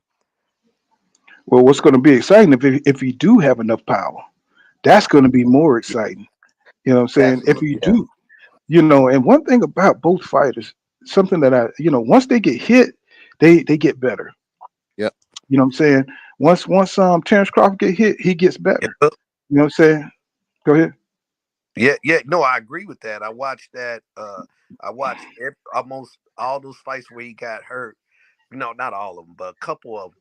You could see his resiliency, and it's Hmm. like his normal instincts go in. It don't just go in defense mode, but it goes in attack mode as well. So even when he get hit hard and he get shook up, it was hard for the people to know that he had got hurt. So I that's why you got to give him his respect. Mm-hmm. Well, what like everybody else saying in like Schizo Paul, he says Crawford glove situation needs to be emphasized. He says so he doesn't try anything that give him a unnatural advantage because again in that David Avenesian fight, man, those gloves was folded over, bro. That Yeah. shit looked like Dollar Tree gloves, bro. Look like that shit looked like Walmart gloves. Like they had been washed a couple of times. You know what I'm saying? Mm-hmm. And the damn emblem was falling off, and his thumb was out, and you know what I'm Hey, saying? Like they came straight from China, bro, that hey, day. whatever happened with they never said anything that happened with I guess they put in something to the about those gloves and no and I never heard anything else about them protesting about that fight. Mm-hmm. You know that's gonna weigh his options. You got to look at Bud Crawford in Nebraska, David Avenesian. They probably threw that under the table and said, "Move on." All right, yeah, thank you. But do y'all think it's gonna be what kind of decision y'all think it's gonna be? Mm. For me, I told you, I think the middle rounds, it's going to be over. I just don't think Bud is going to don't allow EJ to keep hitting him without stopping and saying, "Hey, let's do this." So I think it's going to end in the middle rounds, and I'm thinking 10 it should be over. Yep, What I agree. I got TKO 10th round Spence. that's because Spence is. I believe Spence is mad. I'm just telling y'all. Me too. I Me believe too. when I'm listening to him talk, he talk You know, I've been in his. I felt I've been in his place where you just want to see that person and smack them and do whatever you got to do. You don't want to talk. Forget the talking and forget the extra lip service. Let's just do it. And then once we done, let's have that conversation. And I feel that's where Spence is. Yep. You know what's scary? It's scary how quiet Spence is, man. Yeah. What up, King Jude? I'm dropping the link now. Yeah, it's Go ahead. scary how quiet he is, man. Like this is the quietest I ever seen Spence for a fight. Usually, he'll post, he'll post a little, man. You ain't really hearing much from him. That's how you know Yeah, he and when he really do locked it in. post, well, both of them when they post, it's real cryptic type. You got to kind of figure out what they're talking about. What I'm saying, that's just something new that I see. What I'm saying, between these two fighters, but like once they get hit, they get activated, and it's going to be interesting to see. What I'm saying, how Bud is going to react. What I'm saying, when EJ crack his ass. What I'm saying, is he going to try to turn up, or is he going to try to strategize? Is he going to fall back? What I'm saying, and box off his back foot?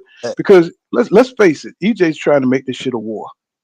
What I'm saying, he's trying to make this shit a war. What I'm saying, and Bud wants to make this a boxing match. So that's just my opinion. So, Pooh, for me, it just boils down like I told you earlier. Is Bud gonna be Sugar Ray, or he gonna be the Hearns of which one he gonna be? But he gonna be one of them.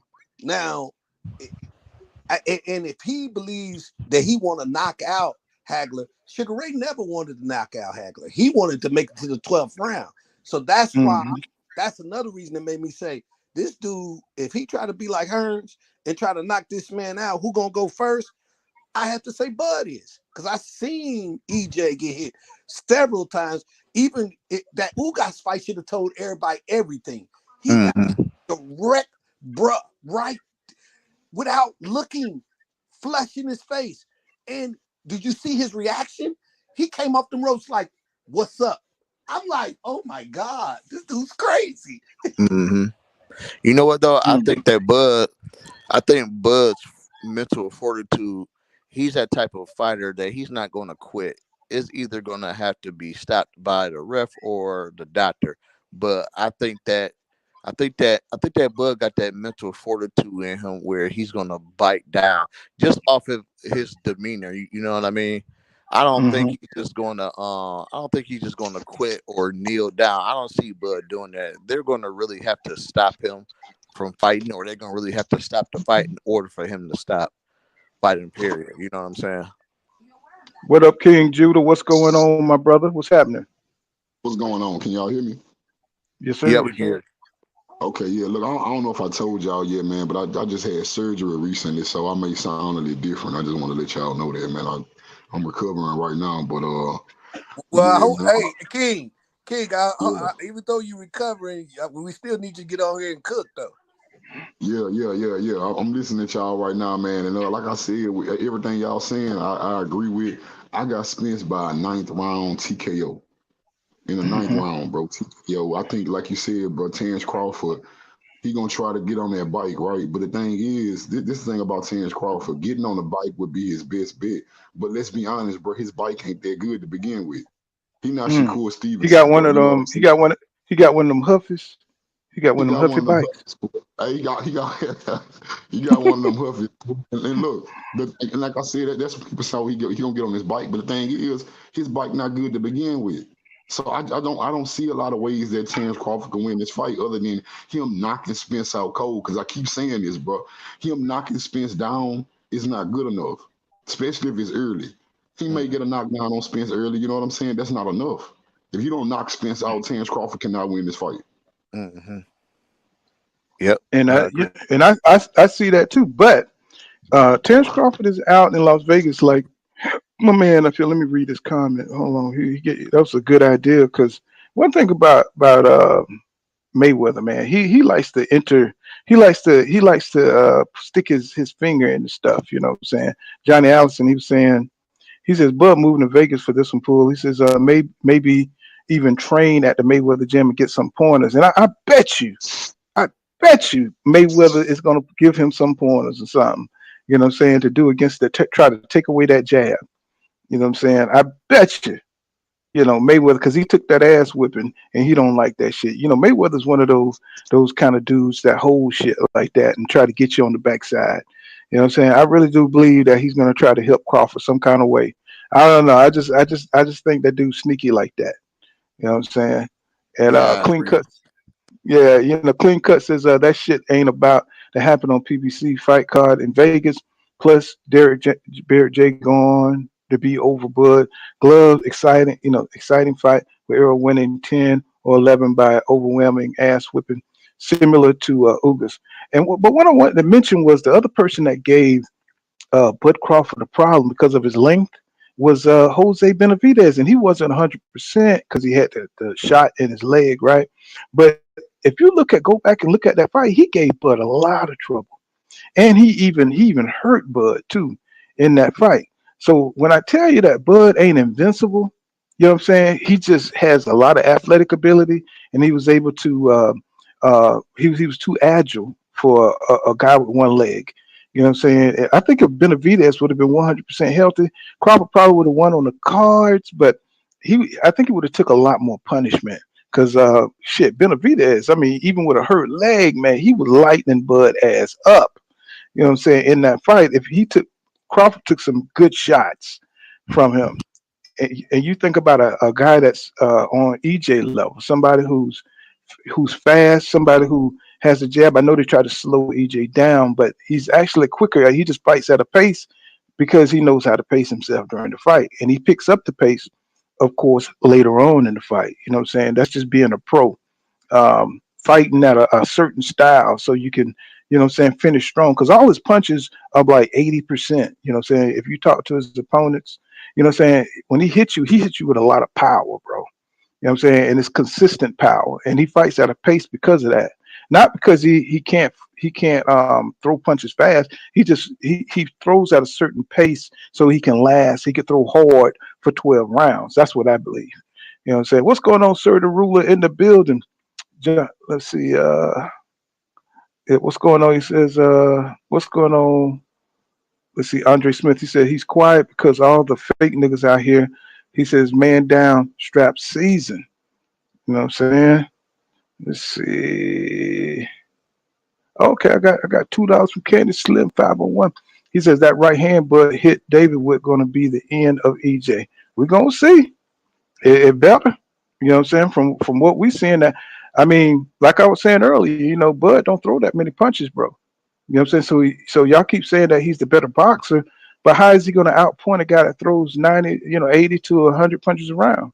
Y'all look at what Bud can do, but you don't look at what EJ can do. You know what I'm saying? That's the difference. You know what I'm saying? We look at what Terrence Crawford can do and look like all he can do is box.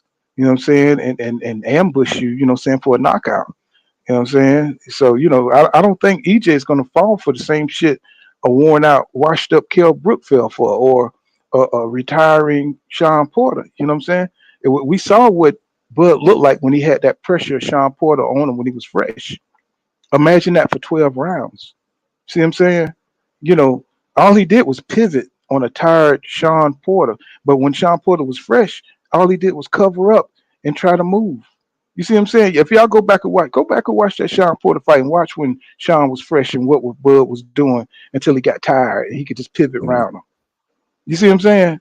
Yep, and Bro, Sean Porter wasn't throwing his jab either. And Sean Porter's reach is only 68. Spencer's a 72. So he's gonna be dealing with somebody with a little, like, I think Crawford was 74, Spencer 72. So he's gonna be dealing with somebody that got a little reach, not more than him, but still got some reach. I think conditioning, Bud conditioning is superb. You know what I'm saying? I think he just out conditions a lot of his opponents. You know what I'm saying? They can't keep up the form. You know what I'm saying? Because they trying to catch him. You know what I'm saying? They run it in the counters. You know what I'm saying? I think EJ got that engine, man. He got that engine to keep up with Crawford. He got that engine to weigh his ass out, to take the punishment, whatever Bud's gonna dish out. And I think he's got the conditioning to return it. You know what I'm saying? And I think he's just gonna wear Bud ass down for a TKO. You know what I'm saying? And I can't tell you, it's probably gonna be around 8, 9. You know what I'm saying? Once the fight get going, you know what I'm saying? It's gonna be a hell of a fight. You know what I'm saying? And Bud ain't gonna be able to gut his way out of this. You know what I'm saying? He's gonna have to fight out of them corners. He's gonna have to, like throw them punches. He's gonna be tired. He's gonna be tired as hell. You know what I'm saying? He's not gonna just be able to float on around on the outside and feint and do little shit, you know what I'm saying? And not throwing and just, mean mugging the guy and licking his tongue out and tapping the glove. He ain't gonna be able to do none of that shit, y'all. I hope y'all know what y'all looking at. You know what I'm saying? Y'all know what I'm saying? Yeah, man. And remember what Derrick James said. He makes it look like an illusion. So what you see outside the ring is not what you're gonna see in the ring. Mm-hmm. So Bomac gonna really have to be doing his studying. He gonna have to put the bag of Cheetos down, and he gonna really have to dig deep and study. Yeah, because for every adjustment Bud make, Derrick James gonna be on top of it. He's gonna be right there. You know what I'm saying? Oh, he's just trying to switch southpaw. He's trying to run you into this. You know what I'm saying? This is what you need to do. And EJ, you know what I'm saying? He listens to Derrick. You know what I'm saying? So they have that really great relationship where Derrick James keeps it simple.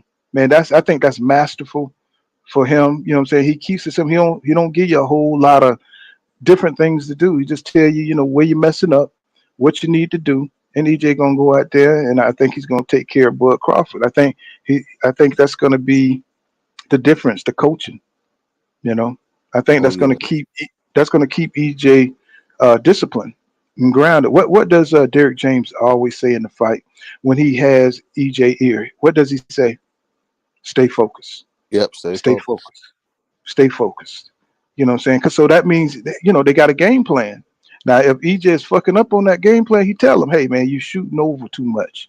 Shoot for his shoulder." I've seen him give him instructions, and he goes out there and he do it like he did against Ugas. He was shooting over Ugas' head. You know what I'm saying? He can't do that shit against Terrence Crawford.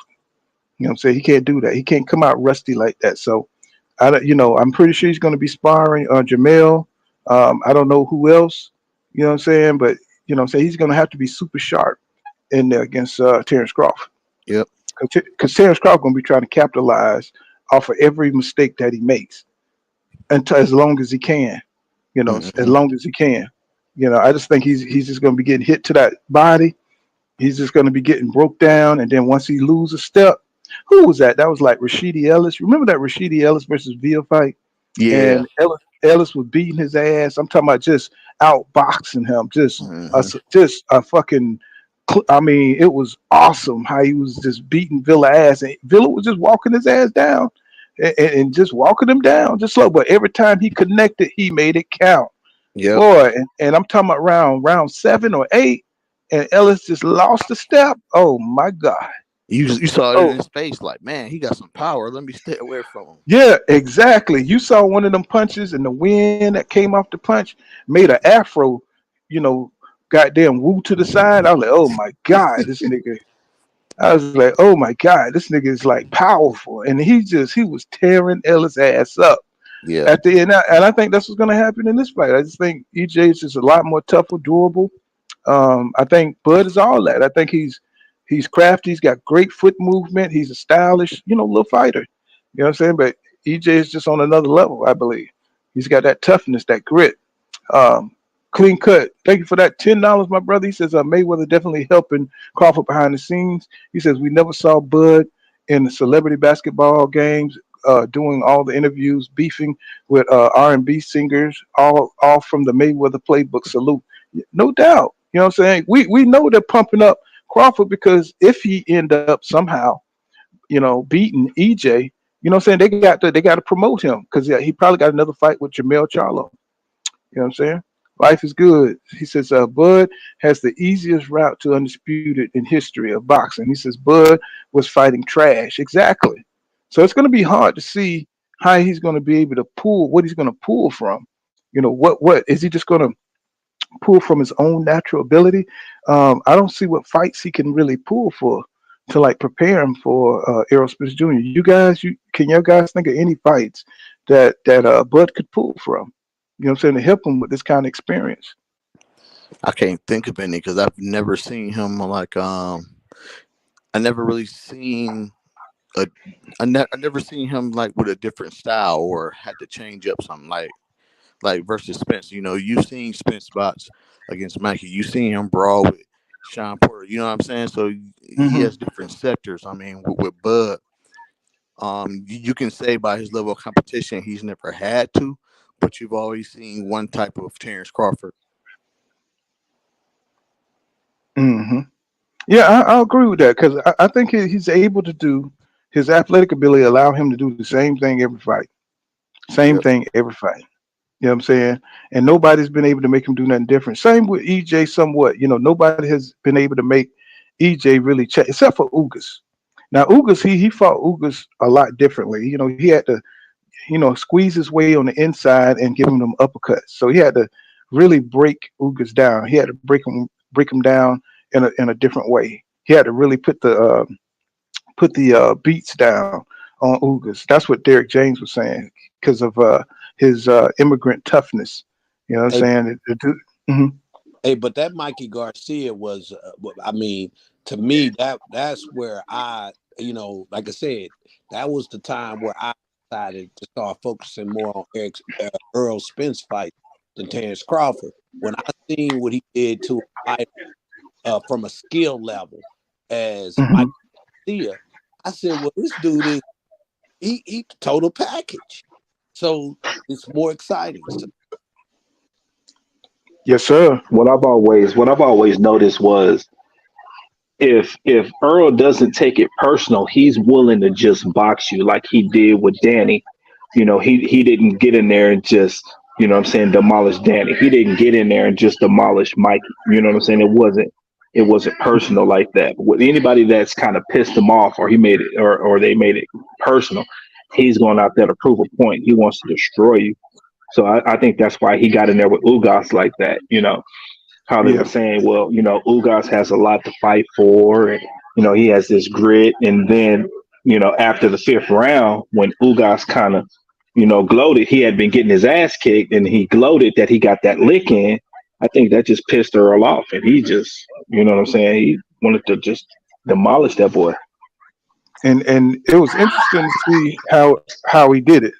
You know what I'm saying? He just kind of cooled out and he just used his boxing IQ, just using the uppercut, going to the body, uppercut, going to the body, coming with the side, with the overhand left, you know what I'm saying, on the side of the head. And it was a beautiful thing to watch, you know what I'm saying? Danny Garcia, you know what I'm saying? He was really hurt. He was still, they said he was probably about, maybe 70%, 60% of himself in that fight. You saw when he was really tired. He was tired during that fight and he still dominated Danny Garcia. See, and a lot of people don't respect Danny Garcia, but Danny Garcia is a bad boy. You know what I'm saying? If he hits you with that left, that no look left, you out of there, brother. You hurt. You know what I'm saying? Which is why, you know what I'm saying, Bud Crawford, he never fought none of them dudes. He didn't fight the two dudes that beat him in the amateurs, right? Danny Garcia beat him twice.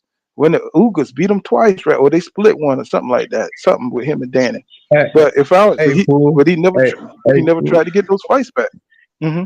Hey, you hear me? Could y'all imagine if Danny Garcia hit Bud with a left hook, no look?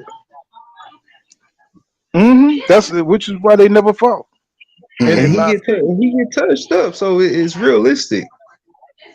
But see that's why I hate arguing with Bud Crawford fans. You know what I'm saying? Because they rather just down Ugas, down Danny Garcia. You know what I'm saying? Instead of you saying, hey, or just admitting that the man didn't want to fight none of them dudes. You know what I'm saying? In order to be pound for pound number one, or to be considered the best dude at welterweight, you got to fight them dudes. You got to go through Keith Thurman. You got to go through them guys. You can't claim to be pound for pound number one fighting Jose Benavidez or fighting David Avenesian or fighting, a retiring Sean Porter, Kell Brook. You can't claim to be pound for pound number one. And that's my problem with Bud Crawford and all of this pump up of why he's supposed to be so great. Bro, your resume don't shows that you're pound for pound material. You know what I'm saying? And that's just what poor kind of boxing got to say about it. I don't give a fuck what expert got to say about it. That's just me. You know what I'm saying? That's my opinion. And if you don't see it that way, you just don't see it that way. Hmm. And I'm Hmm. sure Lotto, he move out heard here, Lotto. that. Wait, let me get this in real quick. I'm sure that he heard that Danny Garcia broke Keith Thurman's elbow. So that's why I say that he possibly hit harder than Bud. Yeah, that's what Kell Brooks said. He said EJ hits harder than Bud. You know what I'm saying? So, but he still picked Bud Crawford to win. You know what I'm saying? Maybe he thinks Bud Crawford is a better boxer. A lot of them pick Bud because they think he's a better boxer. But there's a lot of things that offset. You know what I'm saying? Boxing, hand speed, timing. Stuff like that. A lot of that stuff. You know what I'm saying? I mean, it's. You could be a better boxer and still get knocked out. You know what I'm That saying? was You I can was still. just thinking about that myself as far as the things that you think Terrence Crawford is going to have an advantage as far as his athleticism. Earl Spence cuts off the ring better. His arm reach. Bud is going to have to shorten his reach to get more pop on the punch, which is going to bring him in closer to Earl. He doesn't have the grit on the inside to fight with Earl. He doesn't have the durability to take the power. He doesn't have the endurance to take the punch rate. Like Hmm. I, I'm finding it difficult to find anything to give to Terrence other than punch placement. And you know how Earl can take a punch. So I, Yeah, you but know, a lot of people they're looking at what's on paper. You know what I'm saying? They're looking at what's on paper and what's said about his versatility. You know what I'm saying? You could be as versatile if you want to. If your ribs are broke, you know what I'm saying? If your face is busted up, like it was with Kell Brook, if your face busted up and your ribs are broke, you're gonna be the better. You're gonna be the better boxer, but you're gonna be defeated. You know what I'm saying? You're gonna be hurt. You're gonna get TKO'd. You're gonna get counted out. You know what I'm saying? They're gonna say the better boxer lost. You know what I'm saying? Just like Lomachenko. You know what I'm saying? He was the better boxer, right? He had the better resume, right? But he lost. You know what I'm saying? This shit happens in boxing. It don't matter. It's different dynamics. Style makes fights. You know what I'm saying? Style makes fights in boxing. You know what I'm saying? Some people just they got your number, bro. They got your number. And I think Spence got Terrence Crawford number. Let me see. He said Danny whipped crawfish in the amateurs. Why he needed to duck? Yeah, because he never faced none of those guys. And see, you gotta if you look at how Terrence Crawford moved, you know what I'm saying, he just never tried to get that back.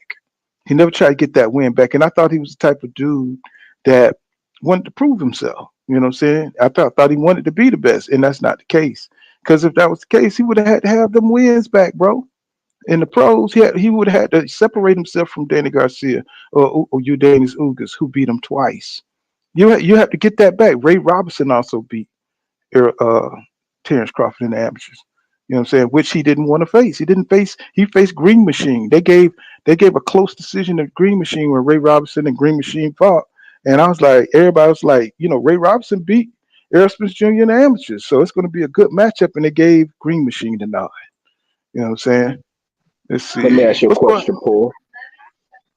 Hmm. Let me ask you a question. Who do you think that the way that he takes his fight and to set up his career comes specifically from Top Rank, or do you think that's just the kind of guy that he is? Well, from what Bob Aaron was saying, shit, that it's hard to get him to commit to anything. So Top Rank moves you. They move every fighter the same way. You know what I'm saying? And when you ask Bud Crawford fans, like, why people look at his resume the way it is, he fought the guys that was in front of him. He fought the guys, and that's what he did. He fought the guys that was safe. You know what I'm saying? Top Rank don't put you in there with dudes that can beat you. You know what I'm saying? They put you, just like they move in Shakur Stevenson, just like they move in Keyshawn Davidson. Yo, Paul. Stevenson. Hmm. Yeah, let me speak on that. I want to speak on that right quick. I know we always say that, you can only fight who in front of you. And then, we try to say, a lot of people, they give you excuse, well, he fought the guys that were in front of him. But I want to speak on that, bro. I don't agree with saying that. Because you can't say on one hand that, okay, he don't have an impressive resume and he haven't fought A-level fighters, and it's only because he fought the guys that were in front of him. That's cool. That's fine. But also, don't give him credit of a guy who have fought elite fighters. You see what I'm saying? You can't say that. Hmm. You can't say that. Well, Terrence Crawford would have beat the elite fighters, like a Spence or even a Mayweather if they was in front of him. Well, they wasn't in front of him, so don't give him that kind of credit because he didn't do it. That's the problem Mm-hmm. I have.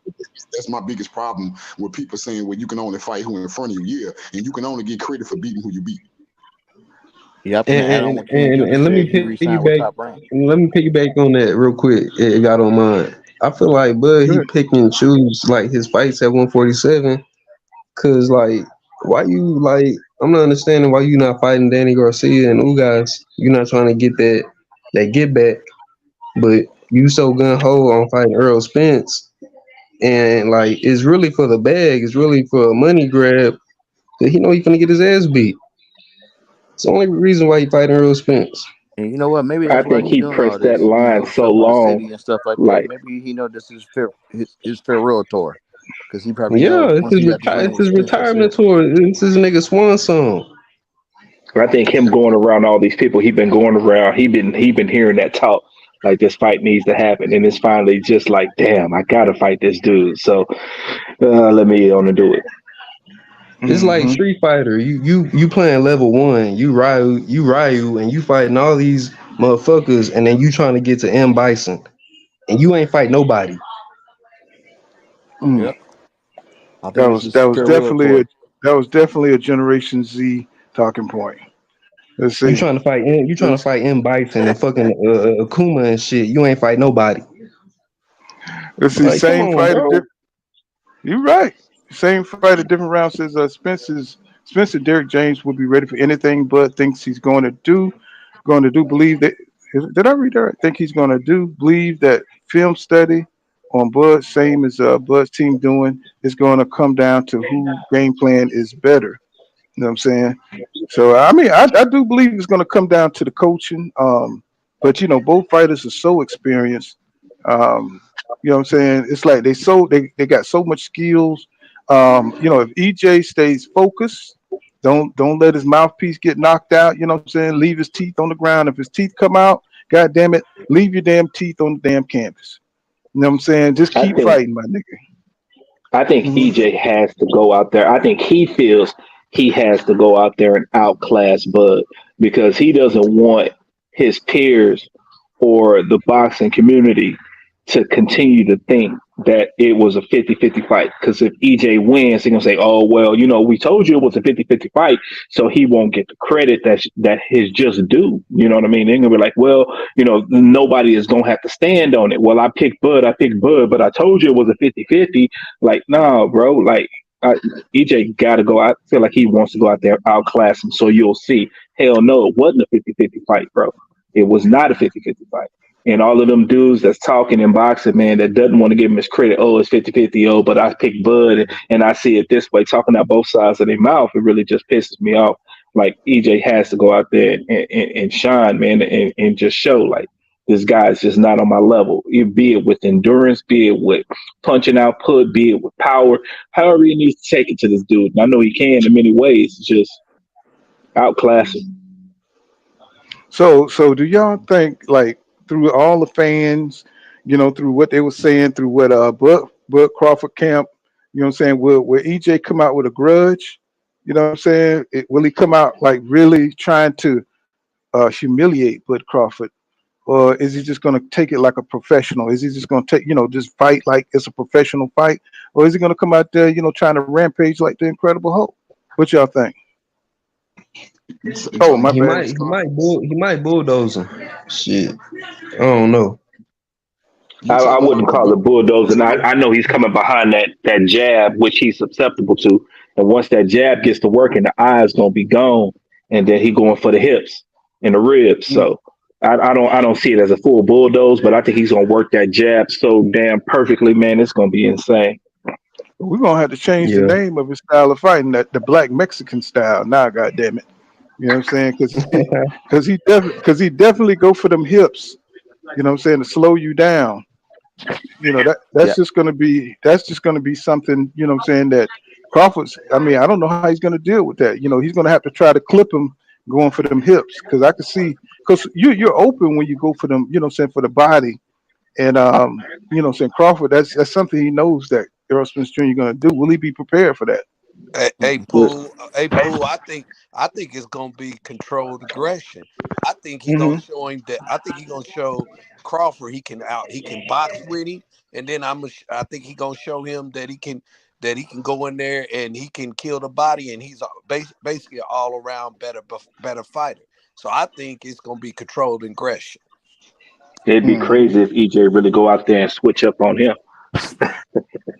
Yeah, I know. But You know, cause from all the shit that I've seen on this fight, people say, that watch or know Aerosmith stream for a long time. They say he got shit that he haven't even pulled out yet. Yeah, And that's I'm what Anthony interested Yarrow was saying. and I'm interested to see if, another side of EJ, is there something else he can do in this fight that he needs to pull out, or Bud forces him to pull out, you know what I'm saying, to get an advantage in the fight. You know what I'm saying? And I I'm, think I'm kind of just touching on that. I'm sorry. Go ahead. mm-hmm.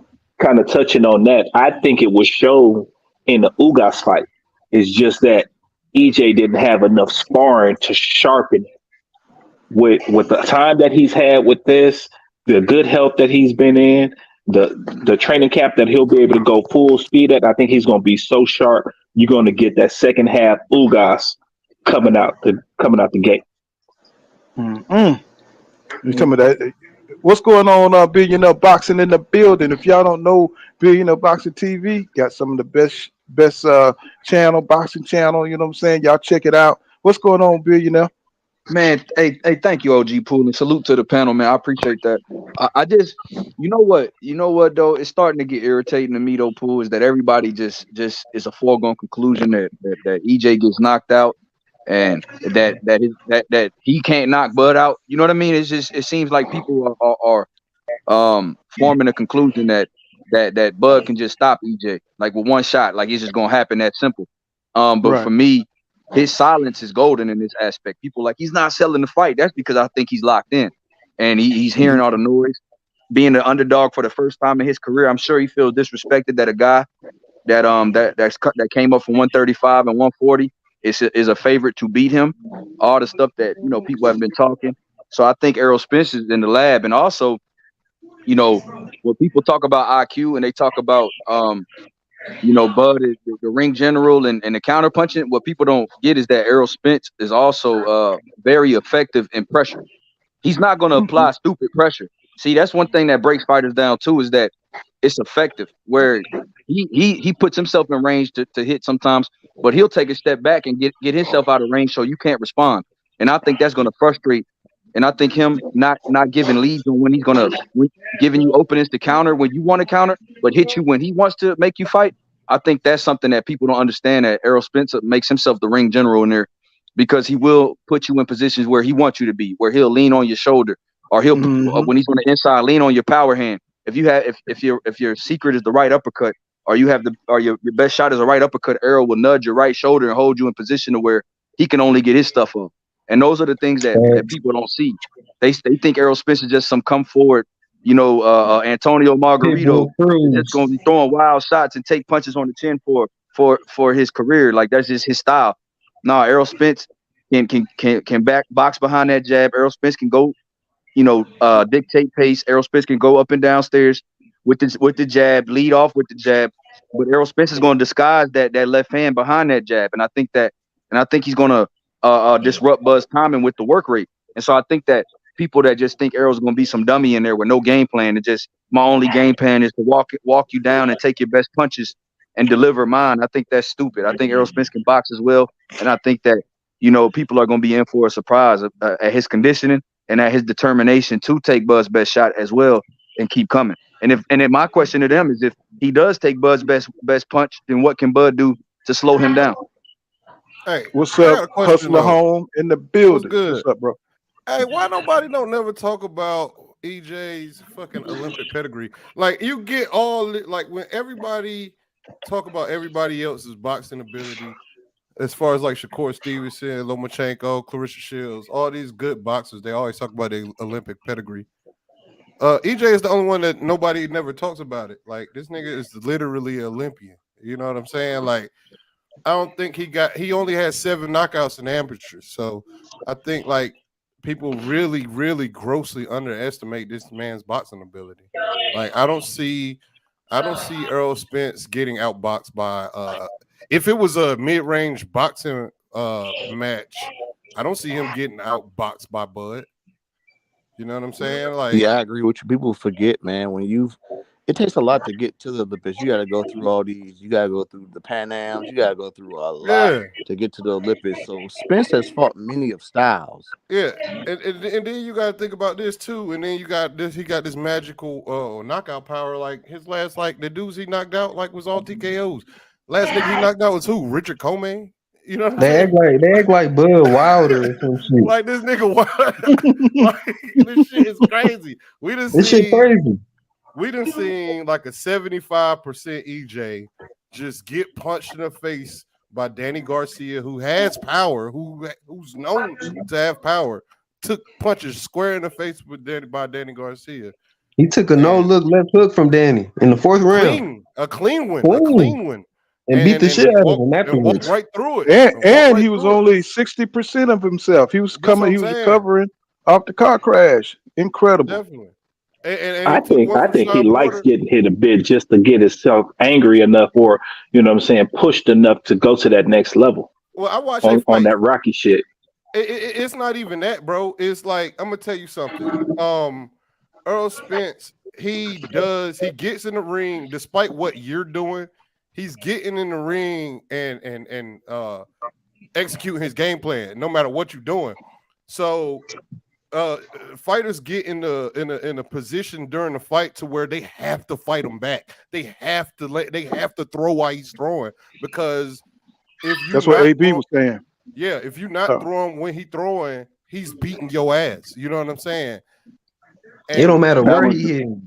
Yeah, that was the one thing that impressed me about Porter. He's the only one that I've seen that didn't, shield up and not throw back.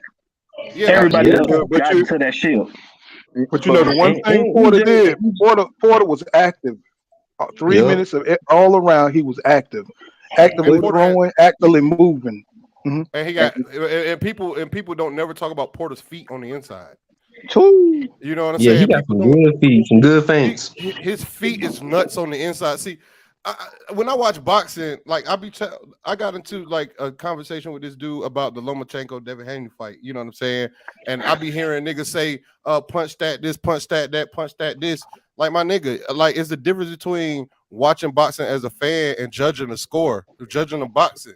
Like, it's fucking criteria to score in boxing, which is not punches. You know what I'm saying? So even if Lomachenko did outland him, like, you got to look at their feet. Who was controlling the pace? You know what I'm saying? Like, you can't steal around without hurting or dropping somebody. You know what I'm saying? Like, if somebody's controlling the whole round, you can't steal it with the flurry if you don't hurt them or drop them. I remember one of the other sessions we were on pool, and you had when Nebraska was talking, and he was like, well, Terrence is not just going to stand there in front of him and let EJ tee off, and that's not what's happening. EJ is cutting off the ring, and his flurry of punches are coming in so much they hurting. You have no choice but to cover up and stay there, or he gonna knock your ass out. Yeah. Like, it's not because they want to be there taking those punches, because EJ is not allowing you to do anything else. It's like what Derek James said. He's like, where EJ chooses to fight is where you're going to fight. And people are not giving them credit for that. It's not their choice. It's EJ's choice. And speaking on that, when you say that, I like the way Derek James' mindset is. He said so when he says that we prepare for the best version of any fighter we step in the ring with, all his strengths, we prepare for his strengths, not his weaknesses. So more so, he's saying we trying to get Errol the sharpest at what Bud does the best, at defending the counter shots, at whatever Bud does the best, from long range or mid range. If that's what Bud wants to do, we're gonna make sure that he's sharp in that aspect of his game, so that we could take away, we could bring the strengths to the strengths, and that way, when the weaknesses do start to show, our man has the upper hand, and that's the type of mindset Derek James has that's what he said. That's how he trains his fighters, and that's something that a lot of guys, And I also like how you say it. You could even see it in the midwork how Derek James, how he's gonna emulate Bud on fight week. Watch when you see them do the midwork, how he's gonna switch to southpaw. He's gonna be walking and trying to move, trying to get out the way, because Bud's gonna have to stand his ground at times. So Derek's gonna make sure that he's sharp on the counter shots and sharp on Bud's best aspects and Bud's best counter shots.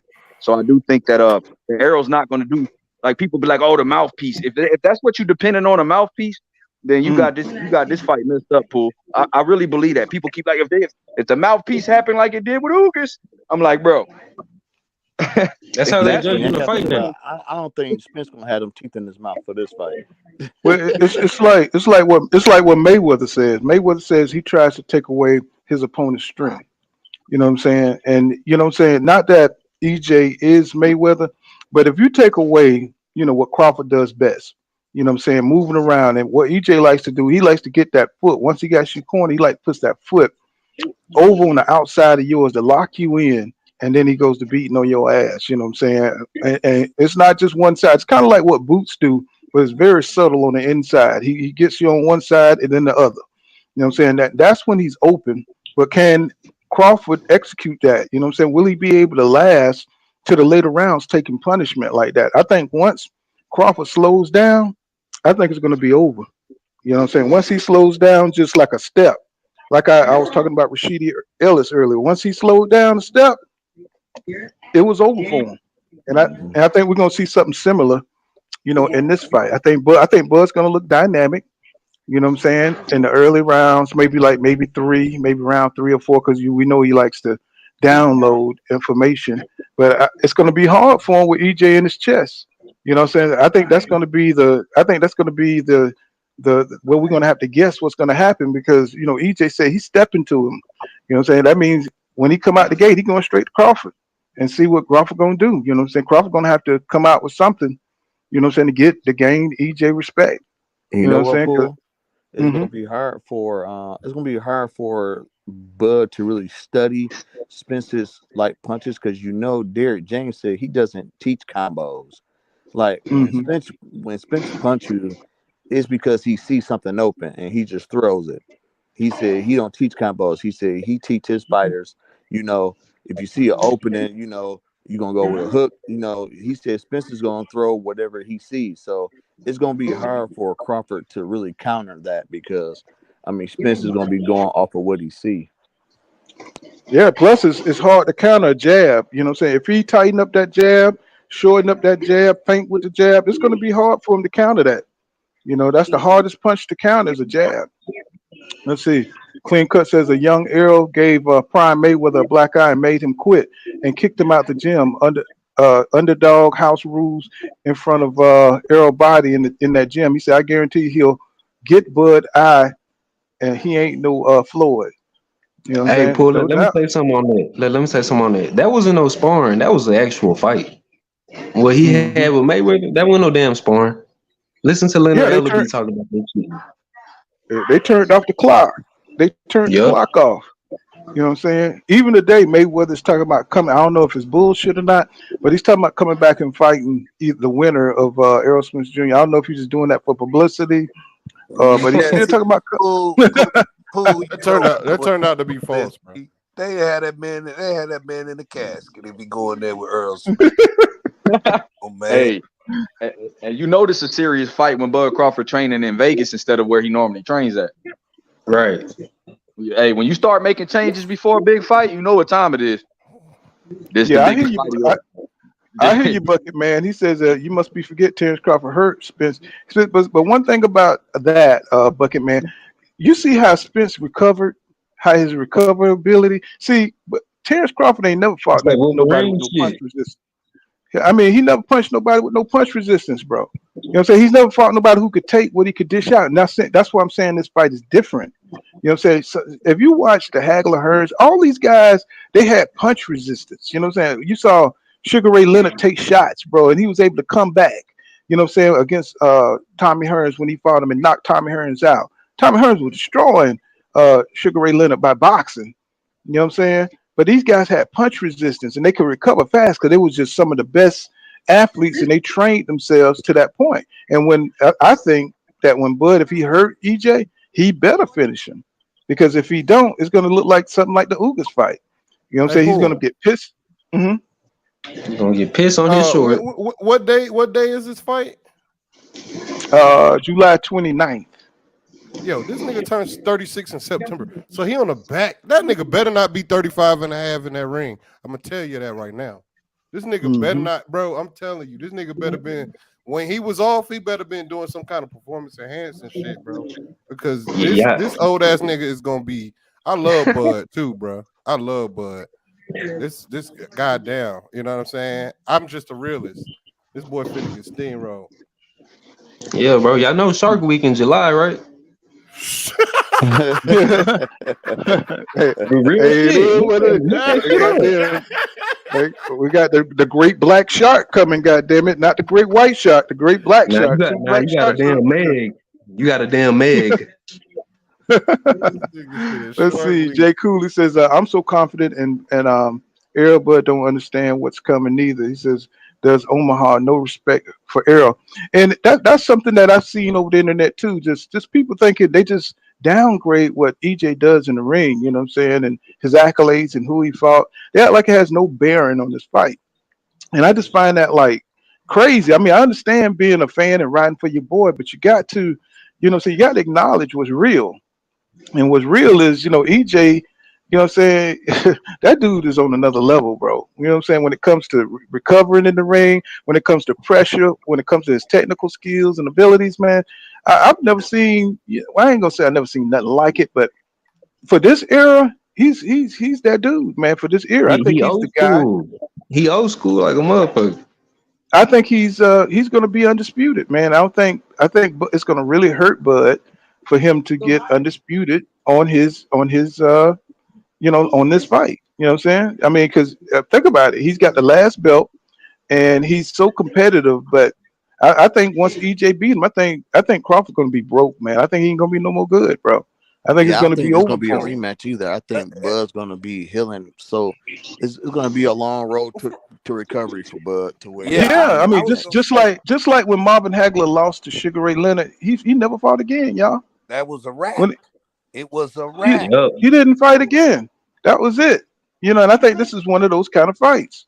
And Saying He, with a loop.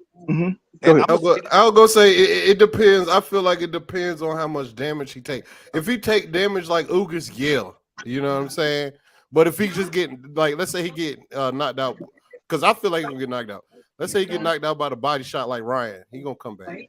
Yeah, well, I'll say this. I don't think, man. I'm be honest with y'all. What my other guy said.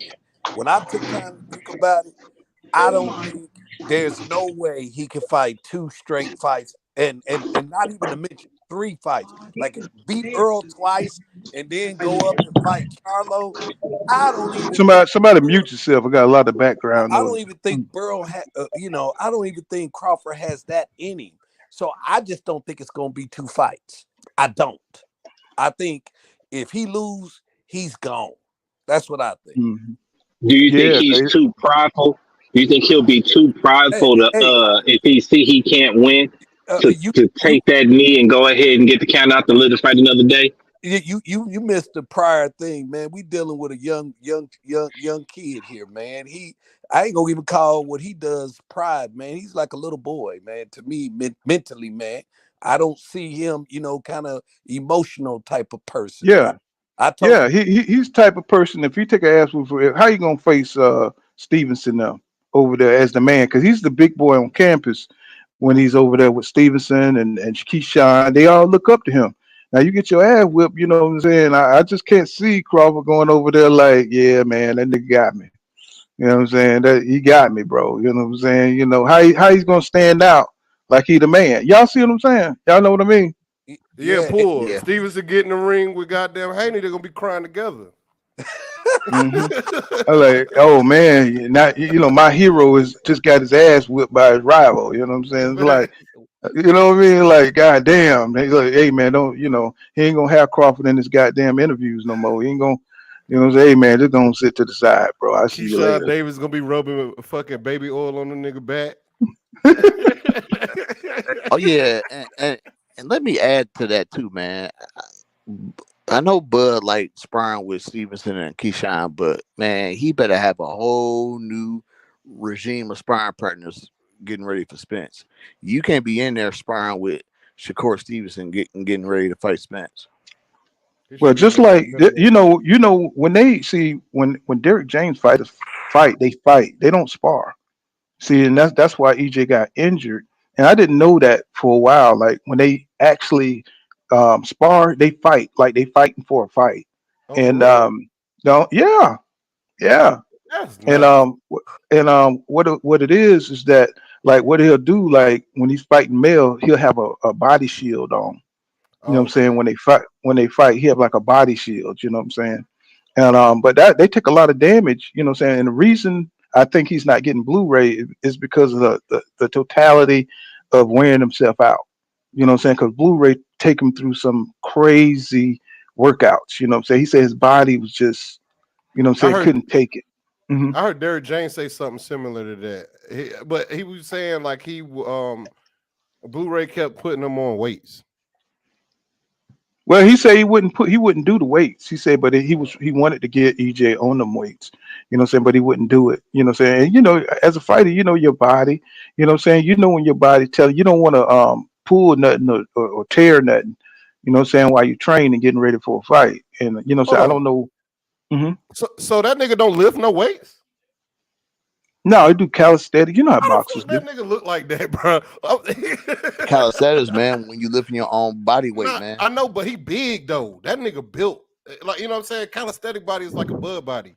Like that nigga EJ built like a motherfucker. He built like he lift weights, bro. I know Blu-ray was saying it plays your genetics plays a big part too. True, true, true. I thought that Hmm nigga lifted. I thought for sure he lifted weights. But I I'm think he sure if lifted now because in his interview when he was in the gym, I seen him sitting down on the weight bench, so he probably using weights now. True. EJ got that I'm sure. nightshade in his blood, y'all. Hmm. That nigga's Okay. massive. Yeah, what I was gonna say was, Jamel. Like, I don't see him reaching Jamel, even though he got a 2 fight deal. I think that was for the rematch, but I can't see him Yes, fighting Mel. yes, You know sir. what I'm saying? He say what now? If it took us this long to get Earl Spence, how you think he gonna go to 154? Man, we won't get that fight for 3 years. Right. Yeah, that's true. That's true. And but Mel gonna want to get it on. That's another grudge match right there. That's another hard ass fight. When that Smooth man moves against the. lose, Bell gonna talk plenty shit though. Man, he gonna talk plenty shit about that man. Yes, sir. When If he can't beat EJ, he better leave Mel alone because he's a damn bigger hitter than EJ. You know what I'm saying? And they fight. They know each other how they get down. So and Jamel fighting some of his best. He's doing some of his best boxing right now, even though he need to get his ass into the next fight. yeah. Smooth Groove Boxing says Bud about to be exposed and pay for what he did to one. He says the fans and what second EJ Pockets second two EJ Pockets stood took food out of man's family mouth while his bitch ass took a tune up and got a piece of check from that.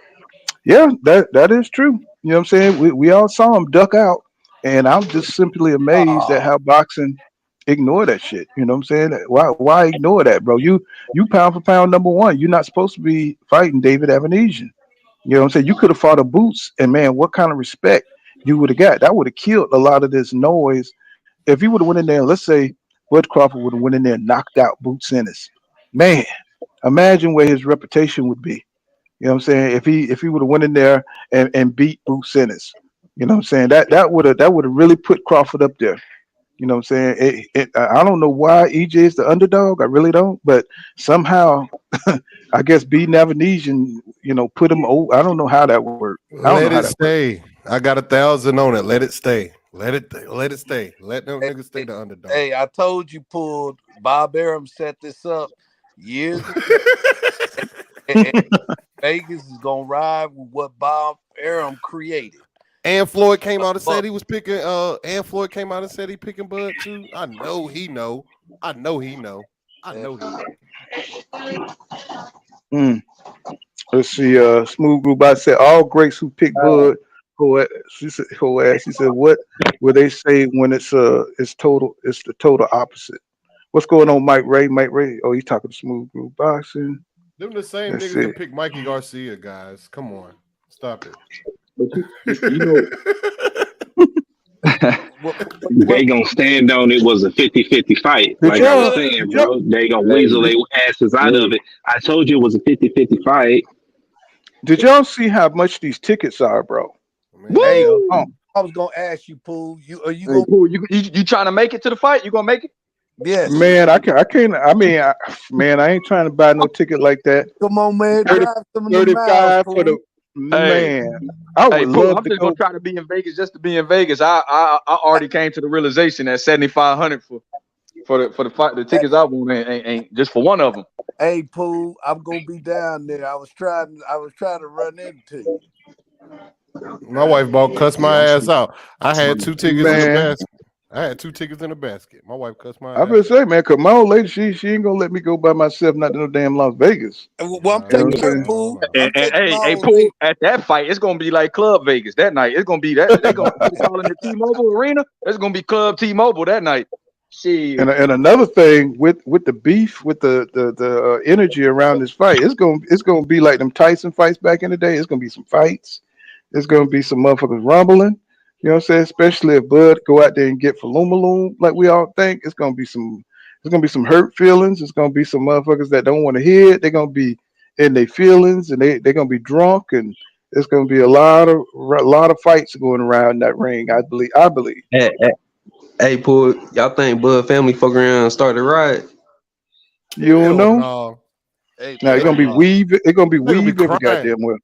yeah, They they gonna be be all crying. emotional. His family be all emotional, Yeah, and they I gonna be believe crying. if he get Hey, knocked out, they gonna be all over there crying, falling down. Yeah. hey, Bernie the But boxer yeah, gonna jump in the somebody. ring. The, You try to fight a the motherfucker. hey, the Bud Crawford fans take it so personal. They made it personal about Spence and all that, so it's gonna be even worse if Bud But do that. get what my man Pooh say But that's. Falumaloom. It's gonna be worse when they get Falumaloom, Big Pooh. Hey, I don't understand that shit because if your man's supposed to be number one, why are they taking it so personal? You know what I'm saying? It's like we got two of the best fighters. You know what I'm saying? But Bud, for some reason, they take his characteristics of how he approached this fight. You know what I'm saying? Like they really don't believe that Bud Crawford. This is just what I think. I don't think they believe Bud Crawford is in Errol Spence Jr. League. You know what I'm saying? They're always capping about his resume. They won't acknowledge anything that he need to work on. They just don't. They're just not critical when it comes to Bud Crawford, and it look like they need to do that because everything the status of EJ. They want him to equal the status or put him over EJ. You know what I'm saying? So that's the way I see that. What's going on, DJ Black Charm? What's happening, my brother? What's happening? You there, DJ? You eating hot wings tonight? What's going on? Yeah. Hey, cause I never got the damn pound for pound shit. Like after who he beat to make him pound for pound number one. Ndongo. Oh, true. Well, he beat Jeff Horn, and it's just when you Jose think Cito back about it. Lopez. Jeff Horn Well, made let me him let me Uh, ask y'all. Let me ask y'all this: what fight do you go back and watch of Terrence Crawford? Not film study, just to enjoy it. You know what I'm saying? What fight do you go back to watch? Hey, Pooh, I just, Damn. Ain't I, no he ain't got no interesting fights like that. P I was Right. in he ain't got no Oh no, interesting fights nah. like The that. nigga he I fought. The just nigga he went fought in the UK. I The just nigga he went back fought and in the watched UK. Ricky Errol Byrne. Spence versus Michael Ricky Garcia. Burns. Errol Spence got a bunch of them kind. He got the Mm. Michael Garcia one. He got the Ugas. He got the Sean Sean Porter one. Porter, He got Kell the Brook. Chris Van Heerden. Oh, Kell The Brook. Bundu fight. The Bundu. Hey, I ain't I gonna watched lie, that bro. Bundu fight. I ain't gonna lie. Mm. Them niggas, him and Sean Porter almost gave me a heart attack. I almost fucking had a stroke. When the fight was live, Bro, nigga, I almost that, had a fucking that was the stroke. best fight, nigga. That was the fight of the year. That was the fight of the year, my nigga. Sean I came almost to, had a you wasn't fucking playing. stroke, nigga. I almost had a Well, stroke in hey, this bitch. look, I was like, hey, man, Pooh, Sean Porter's father wasn't playing. yeah, yeah, You know, because they had disrespected Sean. He couldn't yeah. sell out a backyard barbecue. He had to see about that. And You then know his what I'm daddy saying? like, I like Earl. His only dad. All along, he wishing that Earl was his son. God damn it. Uh-huh. You know, you know what I'm saying? But I mean, when I think about it and I go back, I said, man, he don't have any fights that's really like that. You know what I'm saying? He don't have no good fights where you just. I don't watch Kill Brook. I watch all of EJ fights. Them shit's exciting, bro. Because because he got to break you down. He got to bust you up. You know what I'm saying? But Crawford, he just, I guess his style, the counter punching, getting them out of there. You know what I'm saying?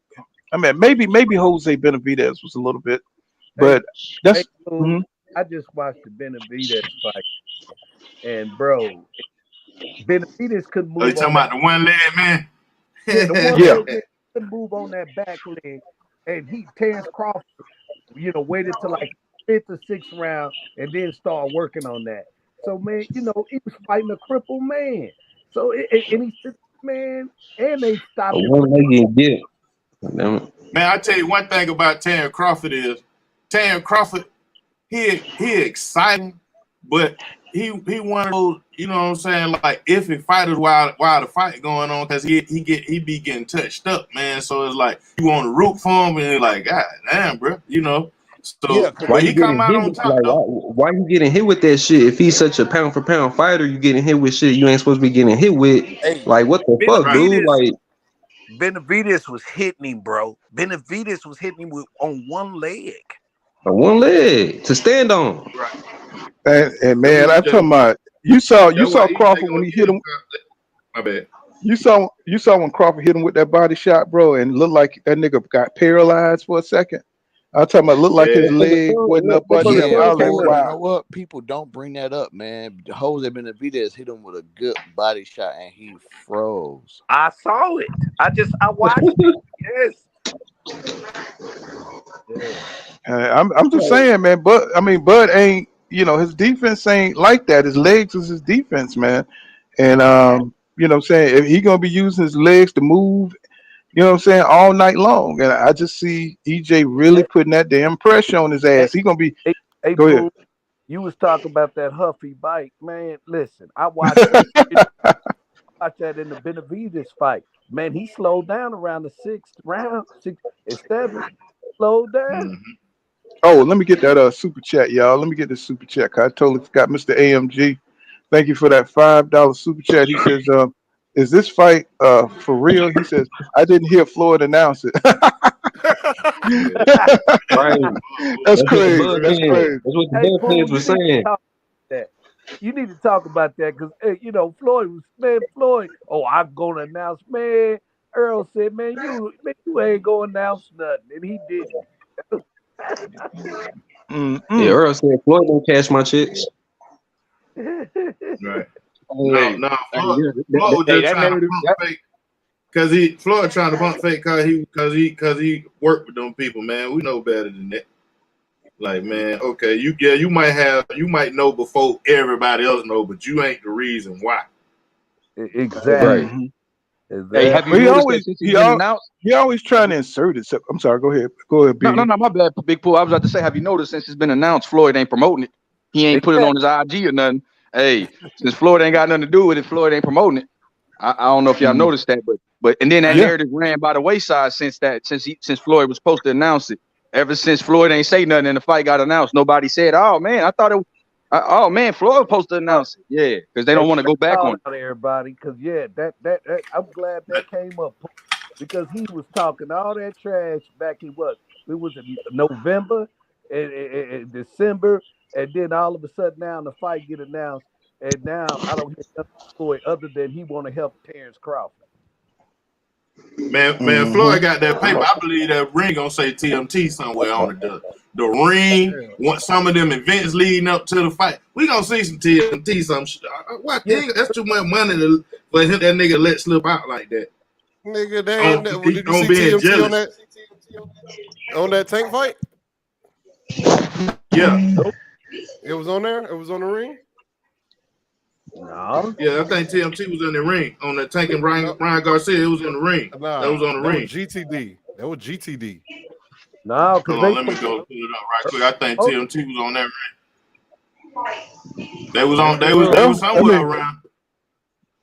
either way, the man good. You know what I'm saying? His paper is straight. You know what I'm saying? And he's still fighting. And he's about to fight another damn dude. He about to fight And another dude. he's fit to fight another dude. Just think about this, man. This man, I think I was 7 years old the first time I saw. No, I was 11 years old the first time I saw Floyd Mayweather fight. This nigga still My first fight was you saw him in Angel Olympics? and Freddie. Man, yeah, on Friday Night Fights. I saw Floyd as a pro was Angel Manfredi when he beat Angel Manfredi. He destroyed. Yeah, And I used to love Angel Manfredi, man. Me too. Hey, he was a good boxer. That nigga came out there with them wings on and shit and got the wings beat off his ass. Yeah, that was on Friday. That's what fight I'm talking about. Angel Manfredi. It's Friday Night Fights. I was 11 years old. Yeah, he came out there, Angel Manfredi, looking like a The Floyd and Judas albino or used some to do shit. that little shit on Yeah, he was a man. He was a man back then. Angel Manfredi, shit. Angel Manfredi, hell yeah. He was the man, bro. You know what I'm saying? I didn't know who the hell Floyd was. I was like, look at this nigga here. He just came out there and destroyed him, man. I was like, oh my God. Wow, who is this? You remember they were trying to get Floyd in the ring with Paul Spadafora? With who? Paul Spadafora. Angel Manfredi's like rival. Like this nigga was Angel Manfredi used to fight this dude. Like he fought him like 2 or 3 times. Shit, I don't remember that damn far back, boy. I was like, ooh, man. But I know what you're saying. I mean, I watched, his climb after that. I was on him. You know, after he beat my boy. You know what I'm saying? I was on him. You know what I'm saying? Shit. Let's see. He beat Drunken Master too, man. I was kind of upset at that. Oh man, Drunken Master had some he whooped his ass. hellacious. I don't know what the hell that nigga man. was doing, trying to all that bobbing and weaving and shit. Floyd was saying, see, why did? So I'm glad you brought up the Drunken Master, right? That's what I believe. Bud Crawford gonna do against EJ. Try to be real flexible, and it's gonna harm him. You know what I'm saying? Trying to do all that stuff because EJ gonna stay how Floyd was against the Drunken Master, consistent with the fundamental. And yeah. His ass. You think he gonna dance like the Drunken Master? When Drunken Master danced on your ass, it was ready. That nigga was on another level. You don't think Bud gonna be? But he ain't strong. I mean, he's strong, but he ain't strong enough to just stand up against EJ and try to control no type of distance. He gonna have to do some more lateral movement kind of shit. But we ain't seen him do that since 40, man. We ain't seen him use no lateral movement since 40. He been standing toe to toe to all the 147 pounds. Well, I think he used lateral movement against Jose Benavidez. He used. When Sean Porter was on their head in the 5th and 6th round, he had to get lateral. And I start throwing uppercut. Wait a minute. He's talking some Angel Manfredi and Drunken Master ain't even Mean Machine or Ocampo, man. You crazy, man. Man, the Drunken Master fought a Ward. I mean, that dude could fight, bro. I'm talking about. Just listen to Floyd talk about him and the props he give about fighting the Drunken Master. Yeah, and he wasn't even no champion. I mean, that dude was a bad motherfucker, bro. He hung in there with Floyd. It's just that Floyd was speed, man. His speed was too much. Hey, Floyd, little Floyd's speed was crazy. Like that nigga, but they never gave him no props, especially when he went to HBO, man. They shitted on when he was Pretty Boy. Yeah, they shitted on him so bad, but that nigga hands are so nice, bro. And he would break him. He would break him every time, bro. Every fight, he used to get so pissed off with that. So he done broke his hands. This nigga done broke his damn hands. Yeah, you could tell because that nigga get on his back foot. Stephen Allen, thank you for that $2 super chat. He says, EJ gonna bring power, passion, and pain, and I think that's the difference. You know, you remember when Ali and Frazier fought the first time, and Frazier was just so passionate, man. He was so passionate about not losing to Ali. You know what I'm saying? And because of all of the things that were said by him being ugly as a monkey and things like that. And you know what I'm saying? Man, you could see in that fight, you know what I'm saying, the determination of Frazier. I mean, he said he was willing to die in the ring than lose to Ali. He said he didn't care. And Mhm. Pooh, speaking of that Frazier made that fight for Ali, just like EJ made this fight. If it wasn't Mhm. for Frazier, Muhammad Ali couldn't have had a fight. He made the fight, Mhm. and a lot of people Yeah. don't know that. And I think EJ gonna come out there with that kind of passion. You know what I'm saying? Listening to all the trolls and listen to what people saying about Crawford. You know what I'm saying about him being a drunk and things like that. And a lot of people don't know that. A lot of people don't know that that night that EJ wrecked his car, it wasn't because he was drunk. It was other situations going on that I don't want to get into. You know what I'm saying? Hanging out with that dude Yellow Beezy and things like that. It was other things. It wasn't because he was drunk. Let's just put it that way. He was in some shit. You know what I'm saying? And it was, a lot of people think he wrecked because he was drunk, but that wasn't the case. So it wasn't because he was drinking. You know Yeah, what I'm because he saying? But didn't I'm get no DUI. mm, well. I mean, he probably had alcohol in his system. But what I I'm said, I saying don't. is this. Did What I'm saying is excuse the me. situation. What I'm saying is the situation that was going on that night caused him to wreck his car, not the drinking. You know what I'm True, saying? true, true. You know what I'm saying? That's what I'm saying. It's and I'm glad that he's changed his life and, I'm saying he's around more, people that can help him with his career instead of being in that young boy shit. You know what I'm saying? Yeah, yeah, Because, okay. And then most three. Hmm. and Paul, look, and then like that was around the time like AB started fucking up bad. You know what I'm saying? So he had the accident, and his homeboys is fucking up. Like, you know what I'm saying? Robert Easton, because he used to hang around Robert Easton and them, all that. Yeah, Like, yeah. it Who all who felt. I really hated as a fighter. He was my Maurice Hooker of 135. Go ahead. Y'all always hate on niggas I like, man. That shit's crazy. Yeah, I Man, I mean, agree, come man. Because on, man. Robert Easter, man, he had a 76-inch reach, man, and just couldn't. He would just not use that jab.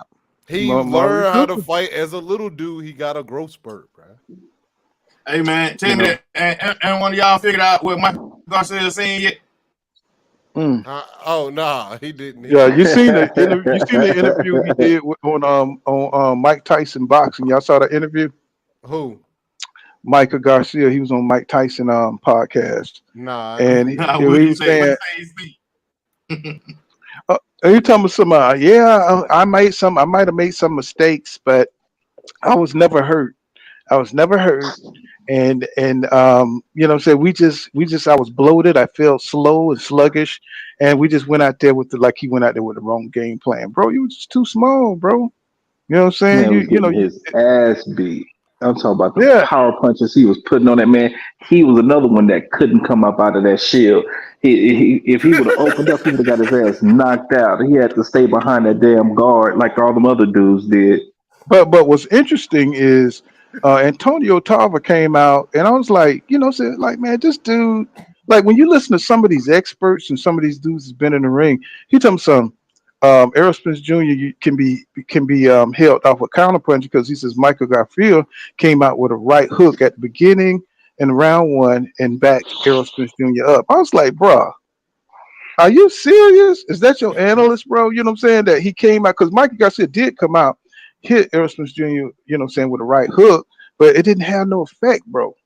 And throughout the fight, he was taking all that shit. Anything, Mikey, he was too hurt to the body to have any power on any of his punches. And I just thought that was interesting how they take one little clip and characterize it. You know what I'm saying? I was like, bro, that's not what happened. You know what I'm saying? EJ was just boxing. He was playing with Mikey Garcia, if you really think about it. He definitely Yeah. You know what I'm was. saying? He was playing with him, but I'm like, Tarver, why would you take that one bullshit ass scenario and cover the whole fight? Did you watch the fight, bro? He was beating the shit out of Mikey Garcia, bro. Beat the shit I was out of like, Hey, what are you AJ talking about? and his brother wanted to it's stop the shit. it's almost Right. like it's almost like boxers don't watch boxing. It's like they don't know. They It's don't. crazy because it's Exactly. like they They don't know don't. They shit tell you about they the don't. sport that they be in. It's like they don't know shit about the sport. Like the shit is nuts to me, bro. But It's it's not nuts. even hard to go back with YouTube and see these fights. Like, come on, man. It's almost like they don't know what they're looking at, bro. It's crazy. Well, It's for him to crazy to pull me. out for him to watch, he had to watch something, a clip or something, to see that, and for him to make that assessment that that's what's going to push EJ back. It's like he didn't even watch none of his fights. Like none of the fights that EJ fought through. You know what I'm saying? Shit, Ugas tagged him and he still came forward. What is he talking about? They don't You know what even I'm saying? talk about that pool. They don't talk about after fucking Ugas catch him after the ref said stop, and when the fight continued after that, he commenced to whooping Ugas ass. Ugas was scared to punch after that. Mm-hmm. Yeah, them guys And, did and not want to come from up out of that cover. but they say the same thing about Crawford. But my only thing about that is look at the competition. They can't capitalize once they give him a nice little shot. They can't capitalize. We know that's not the fact with EJ. EJ can capitalize. If he get Crawford hurt, he can capitalize. If Bud get EJ hurt, it remains to be seen because we know EJ can recover. You know what I'm saying? So he's able to get those people that's old or over the hill up out of there, or those B-level fighters, but can he really get the top echelon? That's why we always over here at Full Counter Boxing, we always say he never fought Keith Thurman, he never fought Danny Garcia, he never fought them guys. Them guys know what to do in adversity. They've been around the block. They fought each other. They fought the best. So that's the one criticism we have of Bud. Yeah, you can knock out B level, B plus B, not C plus fighters. You can look like that. You can get 39 knockouts if you knock out 39 guys who not supposed to be in the ring with you. But see, when you fighting somebody like a EJ, somebody you could hit and stun, but yet he has the ability to take that shit and absorb it and keep moving, it's going to be a problem for you. And I got a question for the group. Has Bud ever fought in a big fight in Vegas? He I fought. don't think so. Didn't he fought Post Island Vegas? I don't know about that. I don't I know think he about that. fought him in Alabama and Nebraska. Yeah, you get it. It was a rhetorical question. Oh, true. That's where he fought I'm his over big here. Oh, I fights. was about my to bad, Google that DJ. shit. Yeah, that's where he fought his big fights. Most all his big fights were in Nebraska. That's why I stopped watching him. This is biggest stage too, man. This is biggest Hmm. stage. That's Oh man, crazy. that's crazy. That's That's how I know crazy. that if you listen to the media and all that, you wouldn't ask yourself. I'm from Kansas City, so I'm like, bro, I'm not driving down to Omaha, Nebraska. I'm not, bro. I Man, he do go should have down there. just It's a nice little place. It's cool, but I'm not going down there to watch this dude fight, man. He need to be somewhere else, and that's what they were trying to tell him that he needed to do. But he would not move from Omaha, and he had his certain people he want. So what that let me know is Bud is a hometown guy. That's the type of person he is. So that's why it's kind of hard for if you from like a city to really feel Bud, because he's a small town guy. Hmm. that's crazy. That's I where he like get that. his Hell, little power from. You know Yeah, I what I'm and like this saying? that gonna though. be his first time in Vegas. Hell, he might as well have fought in damn Dallas and got that bigger gate money. Man, Man, brother. man, this is gonna be so exciting, man. When everything start building up and they finally get in the ring, bro. It's gonna be It's gonna be crazy, It's bro. gonna be It's gonna be electrifying, man. it's It's gonna gonna be be electrifying, fellas. It's gonna be electrifying. Yes, sir. Yeah. I can't wait, Yeah. man. I can't wait. Look, I'm one of the people that didn't think this fight was gonna happen. You know what I'm saying? I can't wait now. I started to disbelieve as well. I wanted Hey, to well, switch gear. I will Go tell you ahead. this, who I got approval. Me and my one of my best friends, we got approval. We'll be in Vegas and we got tickets. We got approval from the women. That's what's up. Man, I wanted to switch gears for a second because we got a fight coming up this weekend with Yeah, uh I'm with Taylor. Let me see, Taylor and Lopez. Teofimo Lopez. Man, that's gonna be. I think that's gonna be. That's gonna be a great Uh, fight. man, I Hey, think that's gonna Paul, be a hell of a fight. Hmm. did They're you really hear making it a Tio grudge said that match. he wants to kill Josh Taylor? Yeah. He just talking shit, bro. I'm like, this dude is tripping, man. I'm like, this Yeah, I dude. think he's just trying to sell the fight. But you know what I found out though? Tio is going through a divorce, man, and his wife is not letting him see his kids, so he just like going through some His depression wife, now, or I he just mean, but talking his wife crazy. don't got no power over his kid.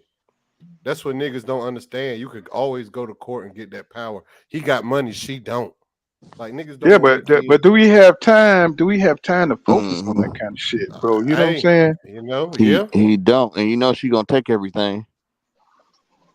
You know, this shit. I mean, oh, let me see. My man, you in there? I thought I hit it. Yeah, there we go. Jumped out. And that's Go. one of the things you was talking about a minute ago, Paul, about, you know what I'm saying, picking them wrong women. All they want to It, do, you know what I'm saying, they it, don't want to be in a marriage. And then shit, when things go south, they want to try to take everything from you. yeah, you know, what I'm saying 'cause they ain't got no use for your ass no more. You know what Yeah, I'm but I saying? got Josh Did Taylor y'all about see the? Did KO. y'all see the top rank build up? Did y'all see that? Yeah, I watched it. Mm-hmm. And man, Tio, I mean, what is going on? What is he on, bro? You know what I'm saying? Look like he just going through the motions. You know what I'm saying? He getting Yeah, under man. Josh Taylor's skin. Josh Taylor about to drown him That though. man tripping, man.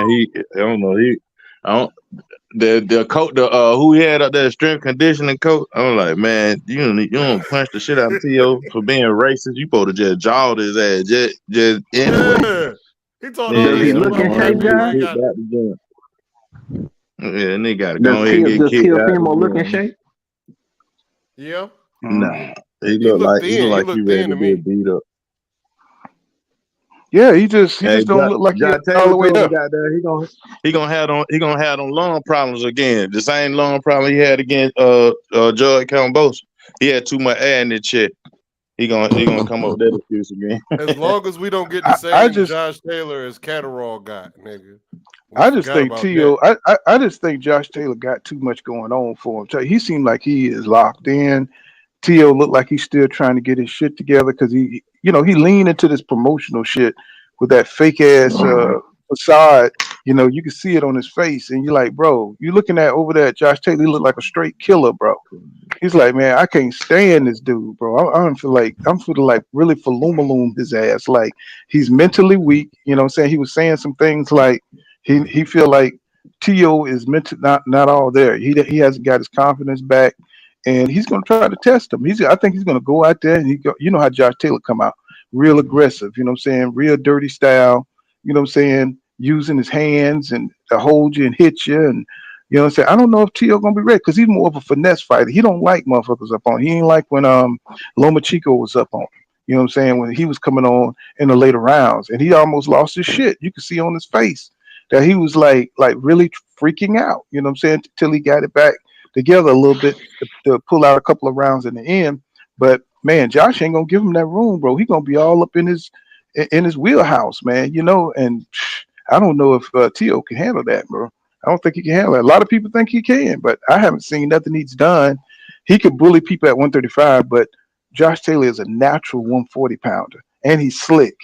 You know what I'm saying? And he's got power, enough power to clock your ass and knock you down. I mean, if he went down during Sandor Martin, shit, I think we're gonna see T.O. hit the canvas a lot in Yeah. this fight. Mm. I think we're gonna Think see both of them hit the canvas. I don't know. I don't think no. he's gonna. I don't think he's gonna drop. I think Josh is too slick for that, bro. He's a better fighter, bro. Do you think Overall, I think. Teofimo Lopez is better than Catterall? No, I don't think No, Teofimo's power no. traveled with him to 140. We gotta see though. We gotta see. I'm going for No. Teofimo Lopez. That's why. Me too. I'm supporting him as an American, but As American, you right, know, right.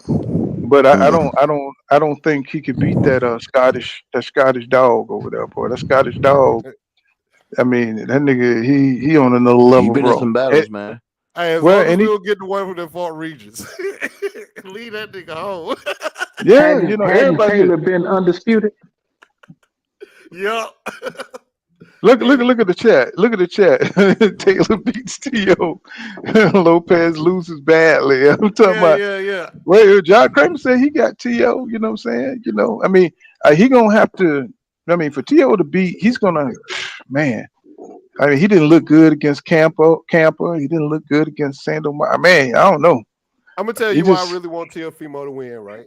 So Devin Haney could beat his ass. because your girlfriend's Mhm. Spanish. Devin Haney, honey. Nah, I want Devin Haney to beat him up at 140. Devin Haney won Regis pro grade. Well, You know, try He to don't try want to that. try to try to get in with the Spanish community and stuff. You know what He I'm saying? don't want Yeah, that. that what he Yeah, that what he Tio. finna do. Go beat up on Regis and beat up on Teofimo Lopez. He finna do the yeah, Floyd Mayweather. I see it. I see his ass. Him yeah, and 'cause Tank. he gonna be Him and Tank. I've Regis. been seeing them niggas. I've been seeing them niggas. That's why I want them. I want them to fight each other and Shakur Stevenson, but I see them niggas going the Floyd route, trying to beat up on all the essays and shit. Cause the essay just ain't got that little thing that we got up in there, man. You know, I ain't trying to be Nah, racist, but Regis they think. black. Regis black. Nah, he a essay too. He's something else. Who read that? Nah, he from New Orleans. That nigga mama Yeah, But black. he he got essay in I him think though. he Creole, ain't he Creole. That nigga Yeah, he black. Creole. Hold X-Men on. said Nah, he X-Men from New said, Orleans. X-Men said Tio the new AB. he? And I think Yeah. Hey and man, I think AB is supposed to be fighting this Hitchison. weekend. He's supposed to be I think fighting Adrien Hitchison. Broner beat Teofimo Lopez. It depends I on don't what. know if he got enough gas in his tank, man. Mm-hmm. Yeah, he been out, man, really abusing his body and shit, man. Oh He had got no. himself in a good shape, but you know what I'm saying. After him reneging on the fight and then the other fight falling through, it's like I don't know where he's standing. You say he's supposed to be fighting soon? Yeah, Yeah, Yeah, he's this I supposed to think. be weekend. fighting Hutchison. Somebody like that. Hutchison or somebody. You Is know what I'm that saying? He still probably, with Don King or who's that with? Don Don King. King. I don't know. Is it Don King? Yeah, I Yeah, guess that's the yes, only with Don person who King. really messed with him. He That's the gonna only fight person who TB. deal with him. You know what Hey, I'm saying? I would love to Cool. see. hmm Hey, why don't they let TB fight? TB and AB. TO and AB. They should let them fight. That'll be a weird fight.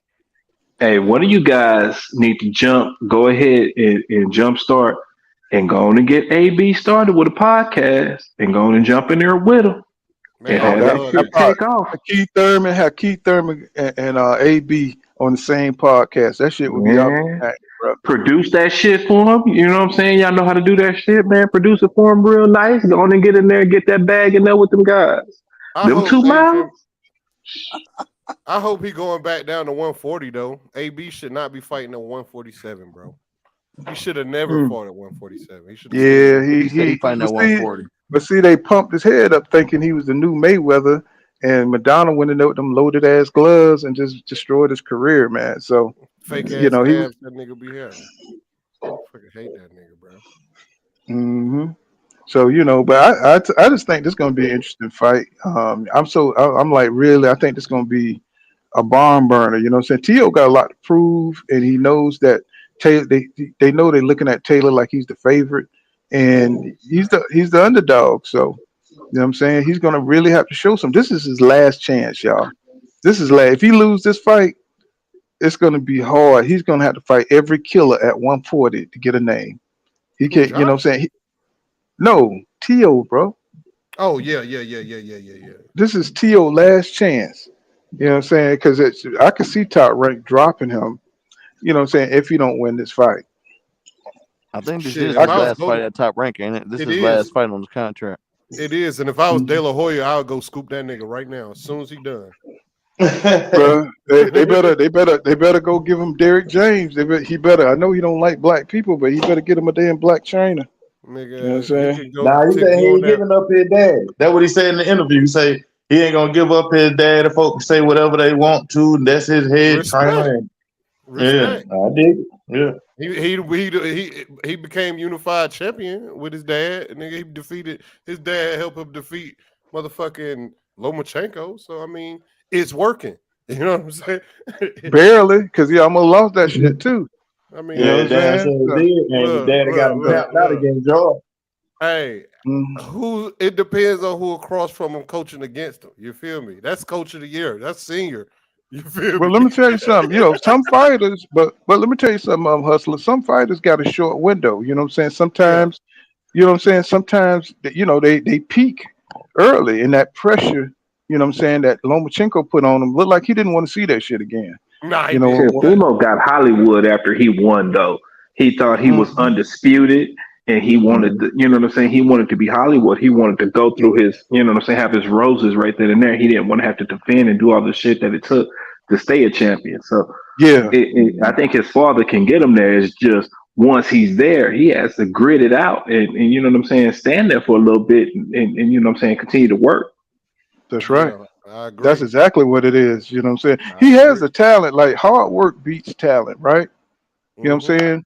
Hard work beats talent. You know what I'm saying? If you can have all the talent in the world, but if you don't get in that gym and work on your shit, bro, you ain't gonna be there long. And that's what we saw. Because if a George Kambosos can come in there and beat your ass, bro, like that, you know what I'm saying? You're not gonna be a champion, bro.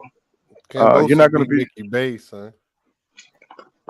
Oh man, Mickey Bay was on a. You didn't follow the whole interview with Mickey Yeah, Bay. I They didn't. did. I mean, Mickey Bay was man. He wasn't ready, bro. They tried to Hey, catch him. Hmm. big dog, listen. What it say about Shrek? All the backstory don't even count. You know what I'm saying? I'm No, trying but to I'm get. just telling you. I'm just telling you how they got him in the ring. Yeah, You know what I'm yeah, saying? yeah. They didn't get him when he was at the top of his shit ready. They waited. You know what I'm saying? Till he was all messed up with Mayweather them. You know what I'm saying? Coming off on a comeback.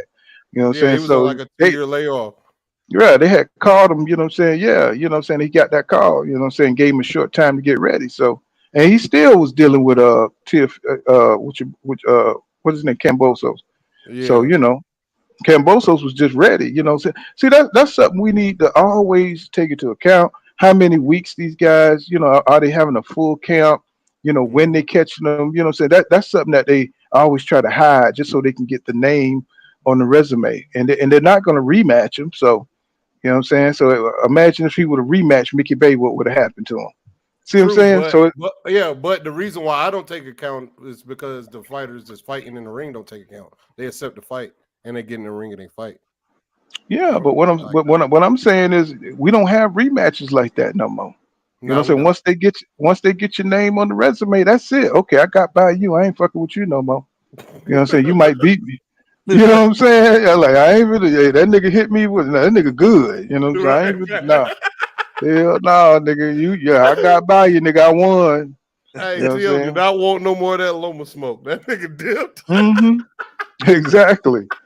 So it's just kind of crazy, man, that we're not getting the rematches. You know, I wouldn't mind seeing Devin and Lomachenko go back at it. You know what I'm saying? Me too. Because we all know that once you have a controversial win in boxing, you know what I'm saying, you're supposed to run it Mhm. back, bro. You know what I'm saying? That You're not shit supposed to wasn't just Mhm. that shit wasn't controversial though. It was only controversial because everybody in the world thought that top rank was gonna screw Devin Haney out of a fair decision. He got a That's fair fair play, right? decision. He got a fair decision. Everybody, motherfuckers went crazy because he got a fair decision, bro. What really killed me about it, Hustler, was old Bob Arum sitting in the front with sleep, and they asked him. They said, "Who do you think won the fight?" I think Lomachenko won the fight. I think Lomachenko won the fight. I was like, bro, you ain't even see the fight, bro. Hey, they had to You nudge the motherfucker nigga. sleep. They had to nudge him. Like, hey, Bob, the mic in front of you. Hey, Right. Lomachenko. That's Look at funny. that. I was like, bro, you asleep, bro. You know what I'm saying? How you gonna just come out biased like that, bro? I think he won 9-3. Won 9-3 for But this Lomachenko. Man, Like, like I said, when I first watched it, I scrolled to 10-2. I went back and watched it again 8-4. And every time I watch it, 8-4. I mean, you yeah. can kind of get Lomachenko maybe like he got 3-10-11. You can kind of say he got in a little bit at 7. But to Mhm. me, 5 through 9, Devin Haney was whooping on that boy, man. Yeah, I scored an but eight but four live. So You they said they just 8 for line. refuse. They refuse to give Devin any clean credit. You know what I'm saying? They want him to Right. be. You know what I'm saying? They want to always muddy up his record, muddy up his win. You know what I'm saying? If he would have went out there and knocked out Lomachenko, they probably would have said something was in his gloves. So you yeah. know what I'm Mhm. saying? They would have put something out there, and I don't like that about Oh boxing. no, You they know what would I'm have saying? said Lomachenko is really a 130 Too pounder. small. Hmm. Yeah, that's what they would have said. Hey, Even that, though It's just amazing. You know what I'm saying? The man, you know what I'm saying? I guess since he made those white boy comments, they're trying to make him pay because they really wanted to rub that in his face. they really Especially, Mhm. wanted that. really, especially Paula Malignaggi. That nigga is like the Nazi, you know what I'm saying, commentator right now. That Hey, nigga right But there. but Devin Haney got it. he got it by default because I'm 47, and at my age, I think everybody from my age be saying that shit. Ain't no white boy finna whoop my ass. You crazy hell. You know what I'm saying? Just like, man, I ain't finna let no punk. I ain't finna let no punk beat me up. You know what I'm saying? Hell nah, you know. But so he got it. He got it. He got it by default. You know what I'm saying? So when I wouldn't apologize. You know, I know his father probably told or somebody his PR told him to apologize. But from our era, that's what we say. You know what I'm saying? So he could have got it from like Floyd Mayweather or who else, another veteran he'd be around. You know what I'm saying? Because that's how we talk. You know, and that's why I respect Clarissa Shields so much, because she doubled down on that shit when she said it this past weekend. All the niggas be apologizing. She said the white I'm girl not gonna beat her. apologizing. Yeah. She said, "Won't no Mexican, no white girl, nobody ain't gonna beat her." And she ain't apologized. And She doubled down. right. and boy, and that's why they're gonna try to screw her every time they can. You know what I'm saying? Because she's unapologetic with it. Bantam South Detail. He says, Bob got another 3 or 4 years. He's going to have to retire. Man, Bob is the devil's advocate, man. That nigga ain't going nowhere. That nigga just gonna change it. He's just gonna change it to a younger form, and he's gonna be right over there at damn top right. Yeah, I think the black fighters, you can't market them. You can't sell. You can't sell. Black fighters don't sell. You know what I'm saying? That nigga said you can ask. That nigga is the devil's advocate, bro. I'm trying to tell you. Hey, my man's is like, you could call any black guy and tell him to shoot a jab and he'll pop one right out. Like, what are you talking about? They come out the ass fighting. You know what I'm saying? Ready to fight. You don't even have to train them. You know what I'm saying? Some motherfuckers. Racist dog. Yeah, he gonna just get him a new heart. Soon that one stop. He gonna a bunch of poor motherfuckers in line for the heart. Here come Bob, man. Give me the heart. He gonna get Lomachenko's heart. Oh my God, bro. He probably did sign them papers, goddamn it. You know what I'm saying? Them papers on fire and that pen on fire. You know what I'm saying? He had to sign with his fingerprint blood. Lomachenko had to sign with his fingerprint blood to get him out of the war. So now they trying, with this fight, you know what I'm saying? I think it's gonna be, victory for Josh Taylor. Goddamn T.O., I think this is his retirement fight. You know what I'm saying? I don't think we're gonna hear from T.O., you know what I'm saying, for a long time if he loses this. And Josh Taylor, check this out. He's talking about fighting the winner of Crawford Spence, even though they got a rematch clause. I know. But I mean, Josh Taylor, he's a beast, man. The dude is a fighter, bro. He want that fight. Shit, I'll be interested to see it. Hey, you know what I'm saying? They've been saying that, I've been hearing a little stuff about Josh Taylor. It had some personal struggles. That's why, he kind of took a little dip. Yeah, the Kinahan shit. He just ain't saying it out loud. That's why Ben Davis is not his trainer. The Kinahan shit. Yeah, he had to separate himself from that because because it was uninvested. That's why Fury couldn't come to America for a long time. You know what I'm saying? I don't know what the hell they found, but I know MTK Global got broke down and they're not a company anymore. So, this nigga is like international. This nigga like on some Jason Bourne shit. Kinahan. You know what I'm saying? They looking for him everywhere. Interpol and all these international law enforcement agencies. I don't know. They said the dude is something else, but he got his hand, you know what I'm saying, in this boxing shit. So I don't know how he's still doing business and on the run, nigga. He wearing masks and shit, getting in trash cans and shit. In Dubai. They don't got no extradition. Sign the deal. Get back in the garbage can. Hell, I don't know how the hell he doing.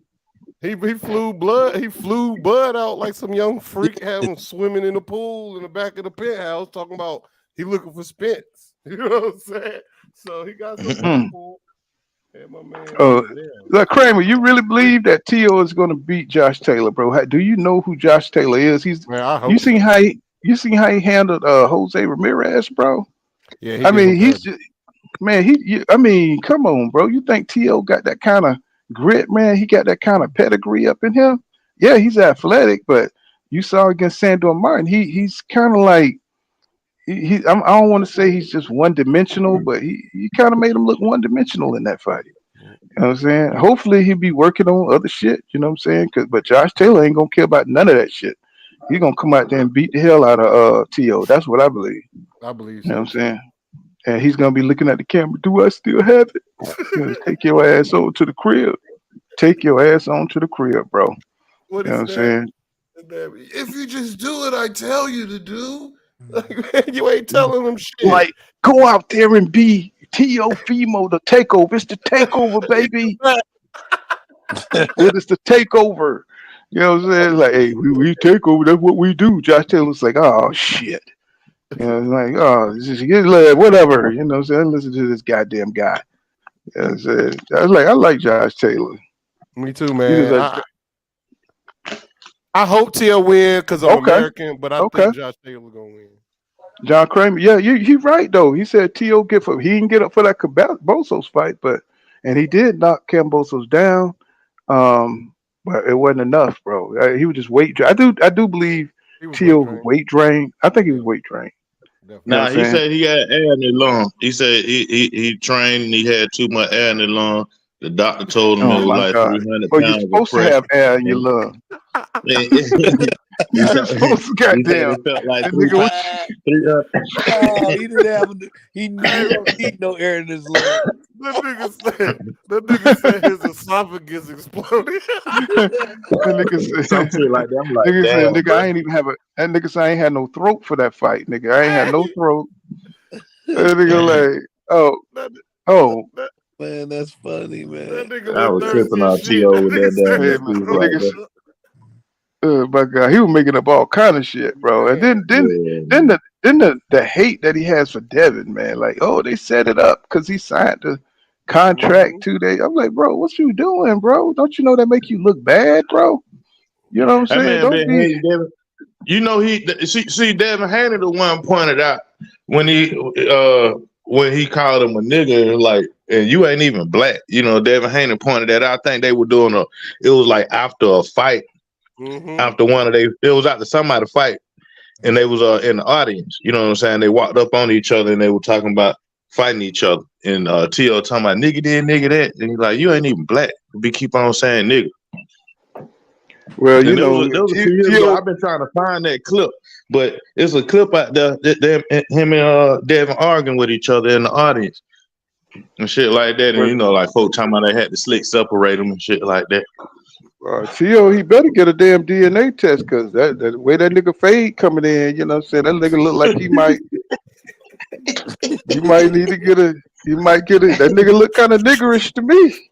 Oh man, people, you gonna make that man jump off of bread, man. That man, I'm just that man saying, you found know what out I'm he got saying? some black in him. I already know that nigga will fuck up a 6-piece. Look, You know what I'm hey, saying? first his wife is That nigga will gone. fuck a 6-piece up and some watermelon. That nigga be fucked up. Oh, yes, sir. First his Let's wife see. gone. Then he can't get his kids, and then he found out he black. He gonna kill himself. He gonna hang himself. It's gonna be over with. that bread waiting for his ass too. That Brooklyn I'm bread. trying. You get that nigga some mayonnaise and a piece of bread and some chicken, nigga. Shit, he'll tear your ass up. Let's see. Boston South Detail says I think Tio is going to take it to Taylor, and if he can't get him out of there in the first 3-4 rounds, he's going to be gassed out and get beat down. Mm-hmm. That sounds about right. Says John Kramer says Josh Taylor is killing himself making 140. That's Okay. Oh, you think Josh Taylor should go up to 47? Shit, I think Josh Well, Taylor he too talking little. about. I think he been talking about going to 147 for about the last 2 or 3 years. You're gonna have to run into He boots. can go up there, but he just too little. Like Jerron Enos and Stanionis and Virgil Ortiz way bigger than him. Destroy that nigga, bro. Yeah. Mm-hmm. You see. He gonna Yes, be looking sir. like an Three ant. names right there, just too much smoke for him. My bad. Go ahead, fool. My bad. No, you not. Go ahead. You good. I was about to say we agreeing 100%. He gonna look like an ant in the ring against them niggas, bro. Ortiz is huge. Well, a lot of shit is coming out. Y'all see your boy Ryan Garcia catching all kind of hell from Oscar De La Hoya, man. They going back and forth. Yeah, they always air their dirty laundry over there, Golden Boy. That's one thing I don't like. Oscar know, and he know he wrong. It's like, okay, if this your boy, you supposed to. I don't know. So Oscar De La Hoya, if you listening, you always got to gripe against black people. This how we rock out. If I came here with you, cuz I'm gonna leave here with you, bro. You know what I'm saying? And shit, if it's your fight, it's my fight. We in the bed together. You get jumped, you don't get jumped, nigga. We get jumped. You know what I'm saying? Hopefully we come out on top. But if we don't come out on top, I'm gonna still be right. Him and Bernard Hopkins, he know better than now. How you gonna just leave the nigga hanging like that on that some Don King shit? They talking about get over it. You supposed to be way more. It ain't about being grown and all that. It's about being a real nigga. Like, bro, we came to this party together, bro. At least that's how I look at that shit. Like, we came to this party together, so you gonna switch up cause you know what I'm saying? Cause somebody shine a little harder. That ain't cool. Big dog, his whole team switched up on him. That shit was crazy. Even his coach, like that shit was crazy. I never seen nothing like that. But my thing is, it's like as long as we've been watching Ryan Garcia, and everybody they jumped on the Ryan Garcia bandwagon, right? And I'm just like, bro, Ryan Garcia didn't fight nobody to give you the inclination that he could beat a Tank Davis, you know what I'm saying, or Devin Haney or Shakur Stevens. He haven't been working on his craft like that and feeding him a few, you know what I'm saying, regular fighters, solid, regular fighters. That's not going to help him. He got to fight some of the top guys or even a couple of step up fights even to get to Tank Davis. And it showed in the fight. You could see his talent, you know what I'm saying? You could see his skills, but it just wasn't enough. You know what I'm saying? He just didn't have the mental toughness, you know what I'm saying, to withstand that shit. What you say? Well, I'll say this, Pooh, though. I tried to look at it both ways. First, Ryan took that fight, and he really didn't. It appears from what they're saying is Ryan didn't really work with his promoters. He did his own thing with his manager because obviously he wanted the bag. So he got left there with the bag. That's just from a different perspective. If first of all, it sounds like Oscar didn't even want to be there. As far as the fight is concerned, Oscar had other plans. So he went down that road with his manager, so him and his manager could be there. I'm not saying I wouldn't have been there if I'm your promoter.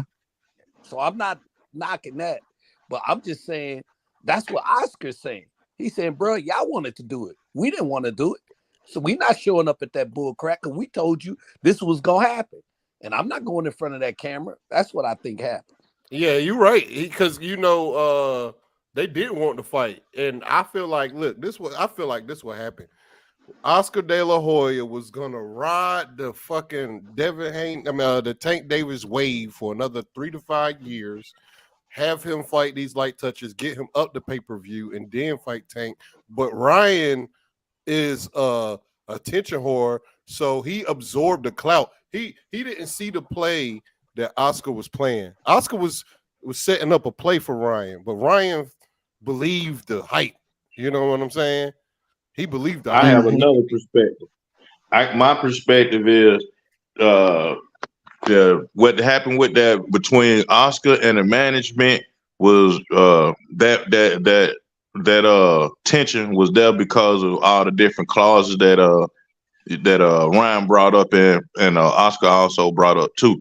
But that them niggas was riding the fence. If Ryan would have won, they would have been all in the motherfucking camera. You know what I'm saying? Talking about and we took a weight drain clause and all. They would have been doing all that fucking pump faking. You know what I'm saying? So I see it. Like I think all them niggas was in on it together. Ryan just didn't get it. They just didn't get the hand raised. He got knocked out. You know what I'm saying? And so but yeah, I feel all y'all perspective though. I can see it going down that way too though. Nigga, I see yours too. Yours clear as day. I think that's why Oscar them left him there by itself because they really didn't approve of the fight. They had a plan, and Ryan Garcia was like, "Fuck your plan. I'm doing what I want to do." And that this is the consequences that are, because he's a petty ass promoter. You know what I'm saying? He don't know how to treat his fighters, on a professional level, which is why EJ said what he said. He was, Oscar tried to sign him. He's like, you don't know how to treat black fighters. Obviously, he don't know how to treat Mexican fighters either. You know what I'm saying? Because with that kid, Canelo on him too. And I Canelo dipped on Oscar Valdez when Stevenson stopped whipping his ass on the first round. Canelo got his keys and shit. You know what I'm saying? He's like, Hey, Bull. Hey, if you think about it, Oscar has. If Oscar was a good promoter, if you think about it, this nigga would have Deontay Wilder. This nigga would have Earl Spence. He would have Jamel Charlo. He would have he would have freaking Canelo Alvarez. Like his team would be disgusting if he was a good promoter. Yeah. I mean, if he wasn't messing up and doing cocaine and putting kitchen appliances up his ass, he would And been all right. that'll make any band not want to sign with you or even work. Like I don't box, but if I had an opportunity to work for Golden Boy and then I meet Oscar De La Hoya and he geeked up, I ain't gonna feel comfortable working with no nigga like that. Yeah, true. Right. And I especially if you come out with the fishnets on your ass and shit. You're like, hell no. Man, I ain't gonna feel comfortable working with you, bro. You crazy, man. And then when I ask you for my check, then you gonna want to fight. You a championship boxer. I'm gonna have to pull out a knife or a gun or some shit. Cause he got hands. Look, he got. Right. I got them championship hands. Goddamn it. Yeah. Right. Then you on the cocaine, man. Give me my money, man. I don't want to work with you, man. And he Mexican. He was probably whooping Ryan. He was probably whooping Ryan up and taking his checks. Make you do something strange with them damn kitchen appliances. You know what I'm saying? You got to get this spatula, nigga, to get this money. Get the spatula, nigga. Hey, Oscar say I'm a maniac. Yeah. That's out of here, boy. I'm so glad Ryan got knocked out by Tank, bro. Y'all niggas just don't know, bro. That was gonna happen. But Ryan gonna beat up on Rolly though. Rolly got him a belt. Rolly don't give a fuck what nobody say. He a champion now. He got him a belt. That's Ryan got to go get that belt from Rolly, man. Ryan got to go take that belt. The WBA or the Oshaki Foster. So there goes that, nigga. There goes that. This nigga ain't go. He not beating no Oshaki Foster. But look, it's 12 o'clock. Ryan got me say Rolly Romero. Yep. Now is Regis Prograde, you know what I'm saying? If he this is my thing. Can Regis Prograde beat Matias? Yeah. No. That's a good fight. That's a good fight. That's a good ass fight, man. I want to see it. I don't even know Pull counter the answer yes or no. That's a good ass fight. I want to see it. Yeah, because Regis like to block with his face. So I want to see it. I think that shit with that high guard block that Errol Spence be doing. I think Regis can do it, but I think he just be caught up in the half guard too, and that's what get him caught because he be too late with doing it. Yeah, that's what I'm saying. And he stick his head over the line. Like whenever he like in neutral, when he in the neutral position, when they not doing nothing, the way he like feint forward, his head always over the line, so he can get caught by jabs real easy.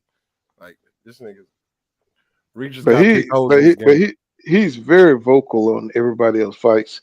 You know, like he's saying T.O. He don't think T.O. is mentally all the way there. He thinks T.O. is going to get dog walked by Josh Taylor. And I'm just like thinking to myself, bro, what about you fighting Matias? You know, I'm thinking that would be like a huge fight, bro. You know what I'm saying? I mean, that, I don't know about this Arnold Barbosa Jr., all these different dudes. I don't know about them, but you know what I'm saying? I want to see him fight the best. I want to see him fight Matisse, you know what I'm saying, or Gary Russell Jr. I want to see the names fight. You know what I'm saying? So I think he's fighting some nobody guy coming up. And I was like, bro, don't fight people that's not supposed to be in the ring. You got a lot of stars around you. You got a lot of big fights that could be made. So, I'm just tired of seeing. I want to see Regis in there with either Josh Taylor again or Jose Ramirez. I think he's on honeymoon. I think he just got married. Harry Davis, I'm sorry. Right. You know what I'm saying? I want to see him in there with those guys. Gary Russell, what the hell is he doing? He should be trying to fight. Yeah, he should be. Yeah, Antoine Russell. He should be trying to fight Regis. Trying to get a belt. Boxrec got him suspended. And that's why Rolly Romero a champ pull account because Antoine Russell didn't want none of that championship smoke. No, he's suspended. I thought he got back and inducted, and he said he didn't want to fight the nigga that Rolly Ramiro opponent is. He didn't want to. He turned that down. Okay. He I turned thought that. He turned that dude. He turned that dude down. But he should have went and whooped his ass like Rolly Ramiro was trying to do. Well, we know those wrestlers move to some kind of weird beat of their own drum. You know, they own some kind of 5% of shit. You know what The I'm big saying? brother, Maybe. the big brother, the leader now. Gary Russell Jr. the leader now. So if he the leader, just like they pop, like he just got to step up, pull counter. Like I'm just like saying, you know, they like own that they own that 5% of shit. Maybe Rolly got some pork in his gloves or something. I don't know. I'm saying why he turned that shit down. You know what I'm saying? yeah, I I don't know don't why know. he turned it down because he could be champ right now. He could be champ, and we'll be talking. You know what I'm saying? Just imagine if he was champ, how much Gary Russell Jr. be talking if his little brother was champ. I don't know. It seemed like they always sabotage themselves though. You know what I'm saying? It's like they their own worst enemy. They can fight their ass off. Some of my favorite fighters, but it's almost like they sabotage themselves. You know? DC It's niggas, like they. bro. DC niggas. You've been there. DC niggas. But Shit, you know. they've been around long enough. They've been around long enough to hire the proper team, not gym team. You know what I'm saying? The proper team to as far as their brand is concerned. You know what I'm saying? Yeah. Yeah, they've been around long Well, enough to do I'm gonna that. tell you, they need to cut the little one, man. The little one with the braids. He need to go sit his ass down You talking because about he's fucking Omarion up. Russell? Yeah. He need to go sit his ass down, man. Cause he is not carrying on the family name, getting his ass beat like that, bro. I'm just like, oh, I watched that fight, man. That dude whooped him so bad, man. I know, bro. Yeah, The power that like, oh, What was the records? What was the records like? They had even type records. Man, I turned that shit off. Hey, bro, I turned. Oh, he whooped him so bad, brother. I felt sad for their whole family. Yeah, I don't like to watch brothers get beat up like that. he whipped him so bad. Goddamn, Gary tore his damn his birth certificate up. He's like, man, no. Hey, He's y'all like, gotta watch You are no that longer a Russell. because the commentators was speaking all highly of him, and the next thing you know, that dude started whooping him back. I was like, what the hell going on here, bro? Yeah, I Oh turned my it off. god. I ain't watched the whole shit. Yeah, man. I was like, Oh, it shit. hurt. I'm glad I wasn't the only one hurt by it. Yeah, I was hurt by that. Oh, come on, bro. Come on. was Now, hurt you by know Deontay how Wilder too. I ain't gonna I'm lie. finna go watch it. I like a good fight. I like to see a motherfucker get their ass whooped. I ain't no fan of no nigga. When your ass get your see that what I'm saying. Like EJ get in the ring with Bud and he throw some shit that he ain't supposed to throw, and Bud do his lucky punches and shit and catch EJ. Hey man, you shouldn't have thrown that shit, bro. Hey, bro, I'm black biased. that's different. That's different. That's different. Brothers, Like two you brothers in the ring.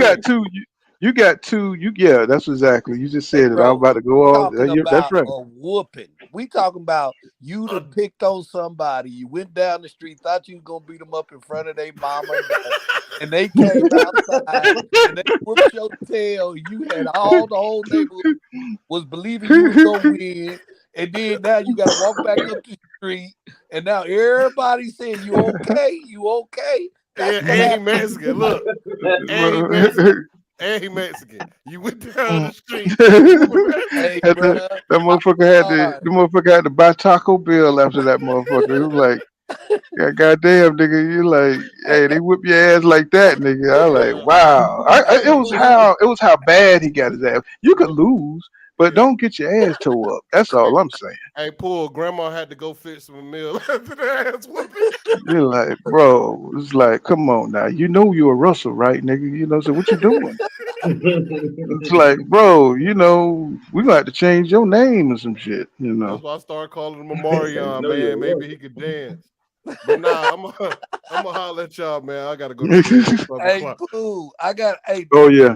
This is Tremaine. I gotta get out of here too. I'm about to go to Yeah. sleep. Y'all got me fucking high. All right, fellas. We'll come back tomorrow night though, you know what I'm saying? Let's unless I get a load. Well, you ain't got nothing better to do, Pooh. Bring up that fight so we can laugh about that fight. That's what that made me cry. Bring up that fight. Oh yeah. Oh shit. Yeah. Okay. I'll look into it. You know what I'm saying? We'll do a reaction to it or something. Okay. All right. Well, this has been Pool Kind of Boss. Thank everybody for coming through. Michael Axon, Anthony Jones, Christian G, X Man in the building, Dave Skates all day.